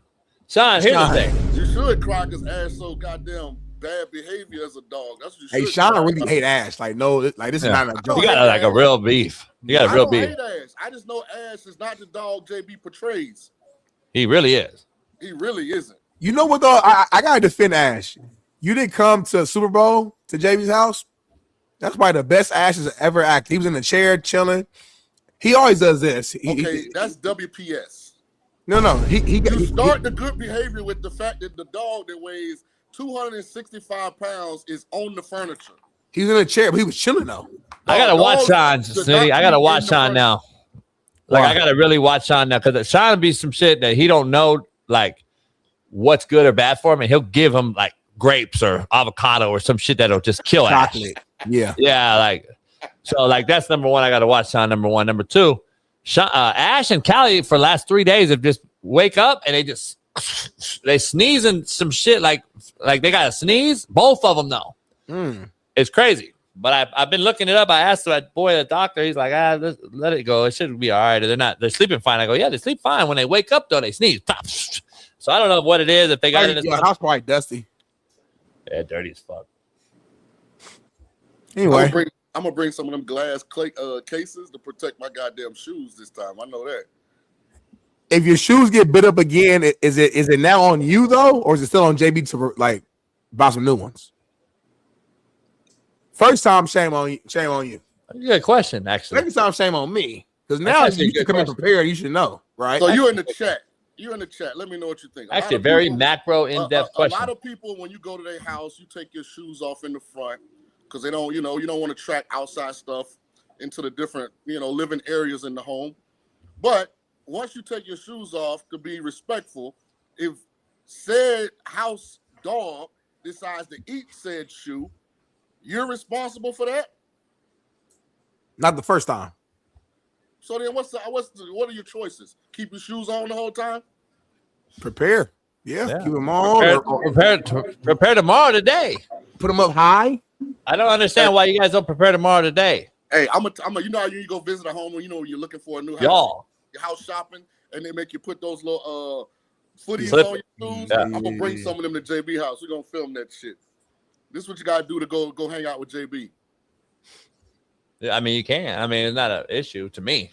I don't find it an issue, but we'll see. Hey, Shaun, we're going to have Matt on today. Matt, he couldn't come on, apparently. He was supposed to come on and talk about this Christian Ford topic in Colorado. Did you see him go crazy on a show? Yeah, on Prime. About Deion in Colorado. So, obviously, he played a long time in the league. Won a Super Bowl, right? Did he win a Super Bowl? With Seattle? Yeah, I'm pretty sure he won a Super Bowl. I think he did. So, I don't know if we have the clip or not, but did you see it? Yeah, I saw it. We got it right here. Direction of your alma mater with Colorado. Deion Sanders, the first 2 years, it was fun. Last year, without Shador and Travis Hunter, it didn't work out well. Was that as what happened a year ago? Was that as good as it's ever going to get for Colorado with Coach Prime? Well, see, you don't have enough time for me to get into that. See that helmet right there? It's some of my best memories of my life. I'll just put it this way because I don't have time to get. I'm just not a fan of the coach. I'm not. I'll never be a fan of the coach. I love the school, and this isn't me picking on Deion Sanders because I pick on Joe Gibbs. The worst coach I've ever had was Joe Gibbs. So me picking on Deion Sanders is nothing. I just don't like the way he coaches football. I don't think he's very bright. I don't think he can manage a game. I think there's a lot of flash, but I think there's no substance. And he's got a lot of people like brainwashed. And, we'll see. We'll see what he can do. But I'm not a fan of him. Not a fan of his coaching style. Not a fan of his messaging. There's a lot of things, internally that I know about that I'm not a fan of. And it's just not worth my energy to sit there and follow it and then go back and forth with the Emperor Has No Clothes crowd that support him regardless of how stupid he is sometimes. He's basically saying the prime sexuals, Smitty. He don't want to go back and forth with the prime sexuals. So, Smitty, go ahead. What's your take about former Buff, national champ winner? Go ahead. Racist. Motherfucker called him fucking stupid multiple times. Said he ain't. He kept finding different ways to call him stupid the whole time. He's minority, by the way, so he can't be racist according to you. Go ahead. Nah, you told me we can be though. You can be. You are. Y'all are more racist than us. Y'all are more racist than us. Make a choice. Go ahead. Make a choice. Go ahead. So that's what your takeaway is. He's racist. Go ahead, Shaun. Thank you. This was inevitable. Huh? This was inevitable. It was going to happen. What was going to happen? Pushback from people that truly love the University of Colorado. There's way more than you think, Shaun. Shaun, you and I know personal people. There's a lot more out there that haven't come out. Listen, Smitty. Deion's approach is never going to be embraced by the masses. And when that approach that he took, and I'm not saying right, wrong, and different, that's prime. Prime is prime. Define the masses. Be more specific into that. People that grew up, that have gone to or that are emotionally attached to University of Colorado. Who are those people for the most part? Christian Fourier obviously looks like he's one of them. Like Deion's approach when it's not Chad Brown. There's a lot. Listen, JB, Deion's approach when it's not followed by elite success is always going to expose itself to real criticism. Dog, he walked in a room full of kids that were at the University of Colorado and said, I don't want none of y'all. I'm bringing my own Louis luggage. So listen, Smitty. When that Louis luggage get on campus, boy, goddamn it, and it don't produce, boy, there's a whole lot of energy out there that's been waiting on you to fail. Right, wrong, and different. Yeah. And so now that he's down, they're gonna kick him. That's soft to me. Jerome Tane just said a lot of people on my team ain't gonna be there next year. What's the fucking difference? They fired him, right? And y'all love that though. JB said he loved that type of coach though. So you can't pick and choose when it's okay to say it. Be consistent. Kansas State in the Great 8 in 2023. And Colorado won what fucking 8 games or whatever 2 years ago, homie. When prior to that they were fucking what 1-11. It's the road traveled, homie. What's the overall record of Coach Sanders at Colorado? Bailey, what is it? It don't matter. Oh, it's horrible. It's horrible. Bailey, what's the? It don't matter because he's a black coach. Smitty's being racist. Smitty's racist. Smitty's racist. It's the road travel. Smitty, it's the road travel. Smitty, you said on the show you got. Bailey? Smitty, you got 16-21 at Colorado, and by the way, his son, he's 16-21 at CU, and his son Caleb used to play, and that's what the prime sectionals are running with, basically saying, "Oh, he said all this because his son didn't really, pan out there, and he left after Prime's first year." I think there's a lot of truth to what he said. Hey, Bailey, hold on. They were 8-4 in year one. No, that was year two. That was year two. No. They won 3 games or 4 games. They won 4 games in year one, I think. 4-8. Then 9-4, and then 3-9 last year. Okay. Damn, 9-4. Damn, that's incredible. Smitty's on record, Shaun. We're going to be clear here. Incredible year. We can clear all the chat. So Smitty's on record saying, JB, I know you're not racist, or I wouldn't do a show with you. Yeah, I've called you a dumbass 1,000 times on this show. So go. You ain't never called me a dumbass in my face on the show. I actually don't remember you calling me a dumbass on the show. I call you dumb. Nah, I don't think so. Like you might have been loosely talking, like very loose and fast, and I checked you immediately on it, and then you like self-corrected yourself. Never checked you never come on the show and said, "Smitty, you a dumbass." I've never heard that in my life. But I said like, yeah, you're dumb as fuck saying that shit. Like anyway. Yeah, but that's different. Context matters. How am I racist? So how's Christian racist? He don't know Deion. Me and you homies, right? You told me earlier that you love me, right? Well, him and Deion not cool. Don't tell somebody who you don't know and come out their name. I didn't call Shaun out of his name right now, and it's all going to be all love. Smitty, you're racist. You got to pick when we use the race card. Like any coach that has been in the program for 3 years. Hit the young brother, go. And it's 16-21. After the way he walked into the building, he's going to be open for criticism. No, I love that take, Shaun. I just have one question. Can you remind me what the record was the year prior to Deion getting there? No. I'm asking a question. You keep going back 4 years. That's a question. Motherfucker's a prime sexual. Smitty's a prime sexual. I'm just asking a question. Smitty, 16-21 after 3 years. And yeah, like what do we? They're going to be picked to finish in the bottom half of the Big 12 in year 4. What was JB's record at Indy? Winning his last year. And I got the only bowl win. What was JB's record his last year? Can we look that up, baby, real quick? 2-8. Thank you. 3-7. I don't know. So were you a shitty coach? No, you wasn't. Context fucking matters. I was. I was. Stop it. What do you mean? And no, Smitty. No, I'm not. I've already said it on the show. I've said it between that year 4. I'm defined by my last year according to all the fucking nobodies. Am I not? But I'm asking you, fuck the nobody. I'm asking you as the coach. What was the difference about you, the 2-8 season versus the year before that? What was the difference? What did you do differently? Netflix. What did you do differently though? Nothing. Exactly, homie. No. There's definitely differences. My case closed. No, there's definitely differences, homie. I won. I'm not saying I agree with Fourier, but I'm saying after 3 years at a university, if you 16-21 overall, no bowl wins, all coaches going to be criticized generally at that point, especially when your next year's team is projected to be bottom half of the league. Here's the issue. Here's the issue. I won a title. Has Deion won a title yet? No, he won 9 games though. But that don't matter. I don't give a fuck.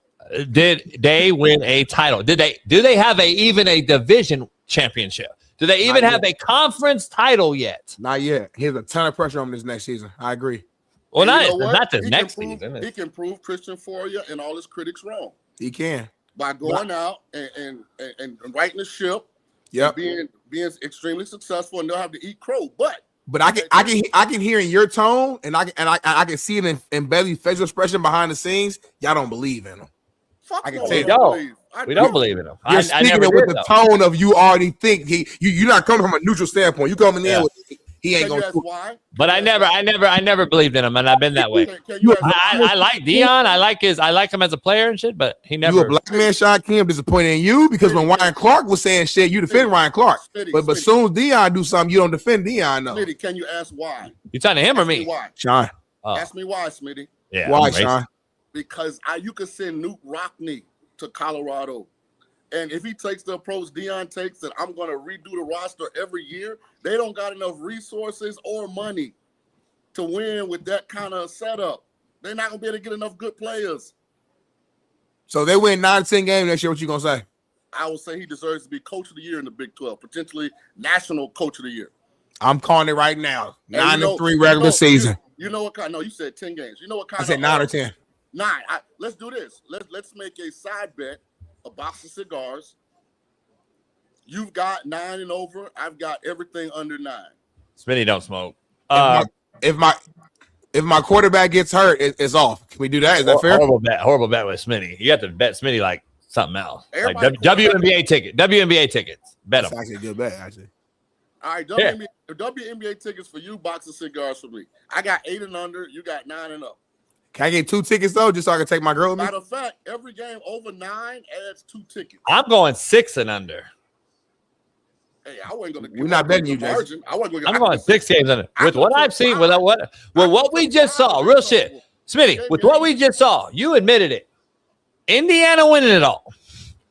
Ole Miss making a run. Their coach leaving, and all the other shit that's going on. Texas Tech in their own conference is spending big buku cheese. And all these other Arizona State trying to take big cheese, Utah and all the other teams. There's no way that Colorado wins 6 more games. If they do, I'm with Shaun. He needs to be coach of the year because in the era that we're in right now, this is a one-hitter quitter type of thing. And listen, you're not even recruiting your own in-state talent. A little less high school visits, a little less matriculating and maturing and educating. You're not doing any of that. You're trying to get the best guys in Toronto real quick. Boom, boom, boom.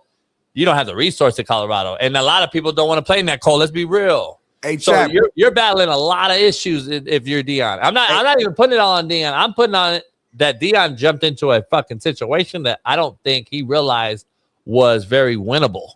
Hey, chat, please cut this so we can remember this. So when he wins more than 6 games, I want to make sure that Shaun and specifically JB say that every year. Exactly what they said. So February 16th. I'm so tired of Smitty saying this shit. Smitty said this shit every year about Lamar Jackson. He says this shit every fucking year Lamar about got hurt all year. Deion Sanders. He's a prime sexual. Deion all year.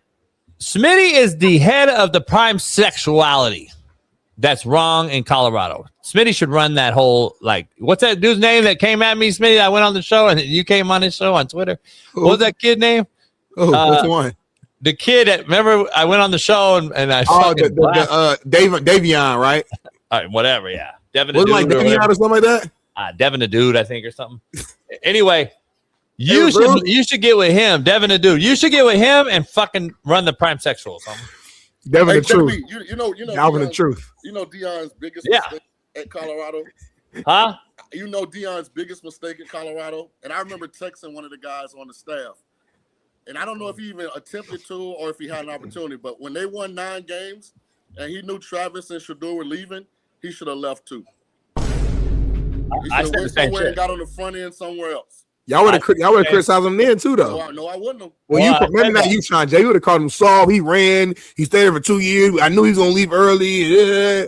That was JB's earlier take. What has been my biggest takeaway? Be real. His health. Number 1. Number 2, my consistency with it though. He is in a no-win situation. Facts. He's in a no-win situation because of A, his health plays a big part, but B, you're in a no-win. If he left with Travis and his son, he was going to be labeled this.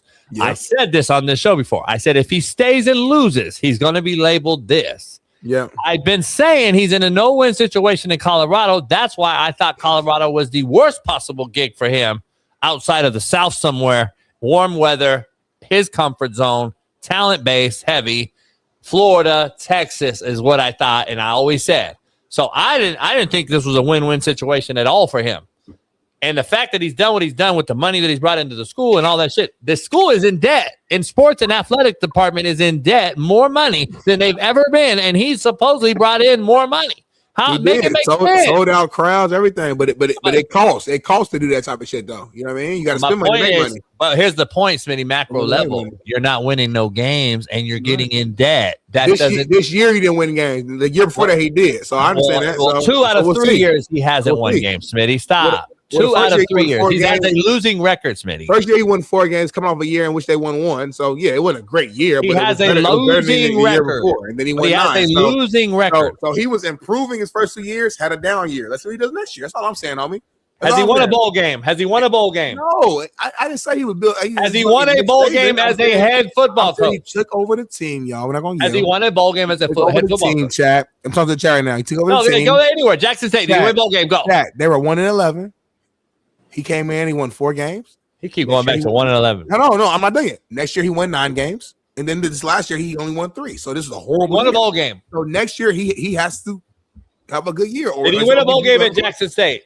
He won 10 games. Did he win a bowl game? He won 10 games and took them somewhere where they hadn't been in a long time, Jason. Shaun, there's a lot of cats go where they haven't been. And that don't mean it's good. I'm not saying he's the greatest coach of all time. I'm saying that pump the brakes on. Like we go so hard at him. I will defend Deion Sanders at every step of the way, but in this particular situation, any coach after 3 years of the university, the 16 and 21, is going to be open for criticism. The context matters, though. Period. I agree with you. It is. Yeah, I agree with you. He a grown man. He can take it. I'm just saying context matters. But all right, cool. But Shaun's point is, Smitty, you can't walk in and say, I'm bringing my own Louis, blue, blue, blah, blah, whoop, and then do this. That's the only thing I'm saying. But Deion going to be Deion regardless, y'all. I'm cool with that, as a man, too. I respect that. I'm not going to come in here. I'm cool with that. Okay, I'm just so honored and thankful to be here, guys. Smitty, I'm cool with that. Be yourself, motherfucker. And if you lose, I'm cool with that. I'm cool with that. But you got to win, though. But you know that? Right. Smitty, here's where the metrosexual standpoint loses all credibility. And it's 9:06, so I got to go. Listen, you can't then turn around and seek comfort on the back end and ask for grace. No, you're right. He's not asking for grace. You are. No, I'm not. I'm just defending him and saying y'all going hard. Racist. Y'all acting like the motherfucker that's been 1-11 every year. Like, you call Christian Fourier racist, homie. You want to apologize publicly to Christian? You want to go? You want to apologize for you personally? Man, we joke on this show. I call your granddaddy a racist, homie. I understand. You want to clear it up for audio listeners? A little bit on that. You look like you're serious. Yeah. You want to clarify? You want to clarify for the audience for the thing? Fourier's not a race. I don't know Fourier personally. I know we joke on this show. I don't know if he's a racist or not, but he was taking some shots calling him like a dumb and stupid. That's a little harsh. But I don't think he put an address on it. He said his game. You know, the people that really think we're serious is the people. That's the problem in America. Mm-hmm. You guys don't realize by now that this show is we talk shit. You know when we're serious and not serious. Right. My grandpa was a racist. He was helping brothers out. Going back to that viral video. 1905. He was a racist. 1905. 3 years old. He was 3 years old in 1905. Yeah, but his parents, your great-grandparents, raised him to be racist. They raised him to hate brothers and the fucking beat on They actually helped y'all. Your great-grandparents? Yeah. They're born in the 1800s. My girl just laughed at you. They're born in the 1800s. How the fuck they help us? What do you mean? We're the ones that helped y'all, homie. The white Republicans, dummy. What are you talking about? Don't call me dummy. The KKK's Democrats, dummy. We're not talking about politics. We're talking about white. We're talking about race. I know. We were the one we helped. We helped. My grandpa's dad was out there helping y'all, homie. So for clarity, nobody in your family was racist. Is what you're saying? Huh? Nobody in your family tree was racist. Is that what you're telling me? Hell no. Right. Brown. We gave our name away, homie. Cool. Appreciate y'all, man. It's good to be back here another week, man. JB's turning 50 this week. Me and Shaun King can't wait. We'll give you more details as the week comes. Comes along. Give me more details about what? I'm inviting everybody. I'm not even doing that. Hey, your boy is in the city. Your boy is coming to the city, baby. See me. Shaun King in the building. Might not even see me. But anyway, shout out JB, to have you heard from Nah. It's like first 48, homie. It might be some real shit going on, homie. It is what it is. I can't lose sleep over that, homie. So the destination is still to be determined. Is that what we're saying? No, I don't know. Shaun is privy to what we're talking about. So No, I'm not. Okay, you good. There's some serious shit going on. Yeah. By the way, first 2 years in the NJCAA. By the way, you're wrong over there. I was 11 games above 500, and I dominated the power. JB, don't argue with them clowns, man, in the chat, man. Anyway, I had 2 winning seasons out of 3. By the way, you fucking idiot. I went 9-3 and 10-2 my first couple of years. Hey, and both of y'all, before we leave, I apologize for the mic. I didn't do anything different today, but Bailey's gonna send me a different link. I'm gonna come on tomorrow too. Bailey's gonna send me a different link. Tuesday's already full. Tuesday's full. We got Steve Kim. Shell. You know what we got on Wednesday, Shaun? Smitty, I mean. Who? Lauren. She back, LC. Yeah, Lauren talking about Jay-Z and all the shit that's cracking. Jay-Z, he's talking about Epstein. Jay-Z didn't do shit, but yeah, everybody else, yeah. So Trump didn't do shit either then, right? We don't know yet.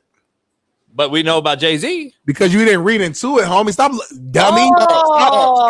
So Trump. So you didn't read into Trump either, huh? I told you I don't know nothing about Trump yet. But what I'm saying is, you read the headline, you see Jay-Z, and you just, That's why we're bringing Lauren on, homie. You don't know the context behind it. Lauren's going to clear all that shit up. That's why we're bringing Lauren on, homie. Man, fuck the Epstein files. How we get this taxation fixed in America? I'm with you. I think the Epstein files is the biggest fucking crock of shit. The Epstein files, homie, is another distractor, homie. Fuck these motherfuckers. They're all fucking crooks. Fuck them. I'll hot y'all later, man. It's been a good one. Smitty, I'll see you in about 10 or 20 minutes. I'm pulling up on you. Huh? I'm pulling up on you to make up for missing Thursday. I don't want you here now. Huh? Keep the new barber, Smitty. He got you right. It's the same barber, homie. All right, then, Shaun. I'll let you, homie. We'll be back tomorrow. Talk Tuesday. Steve Kim joins us. Peace.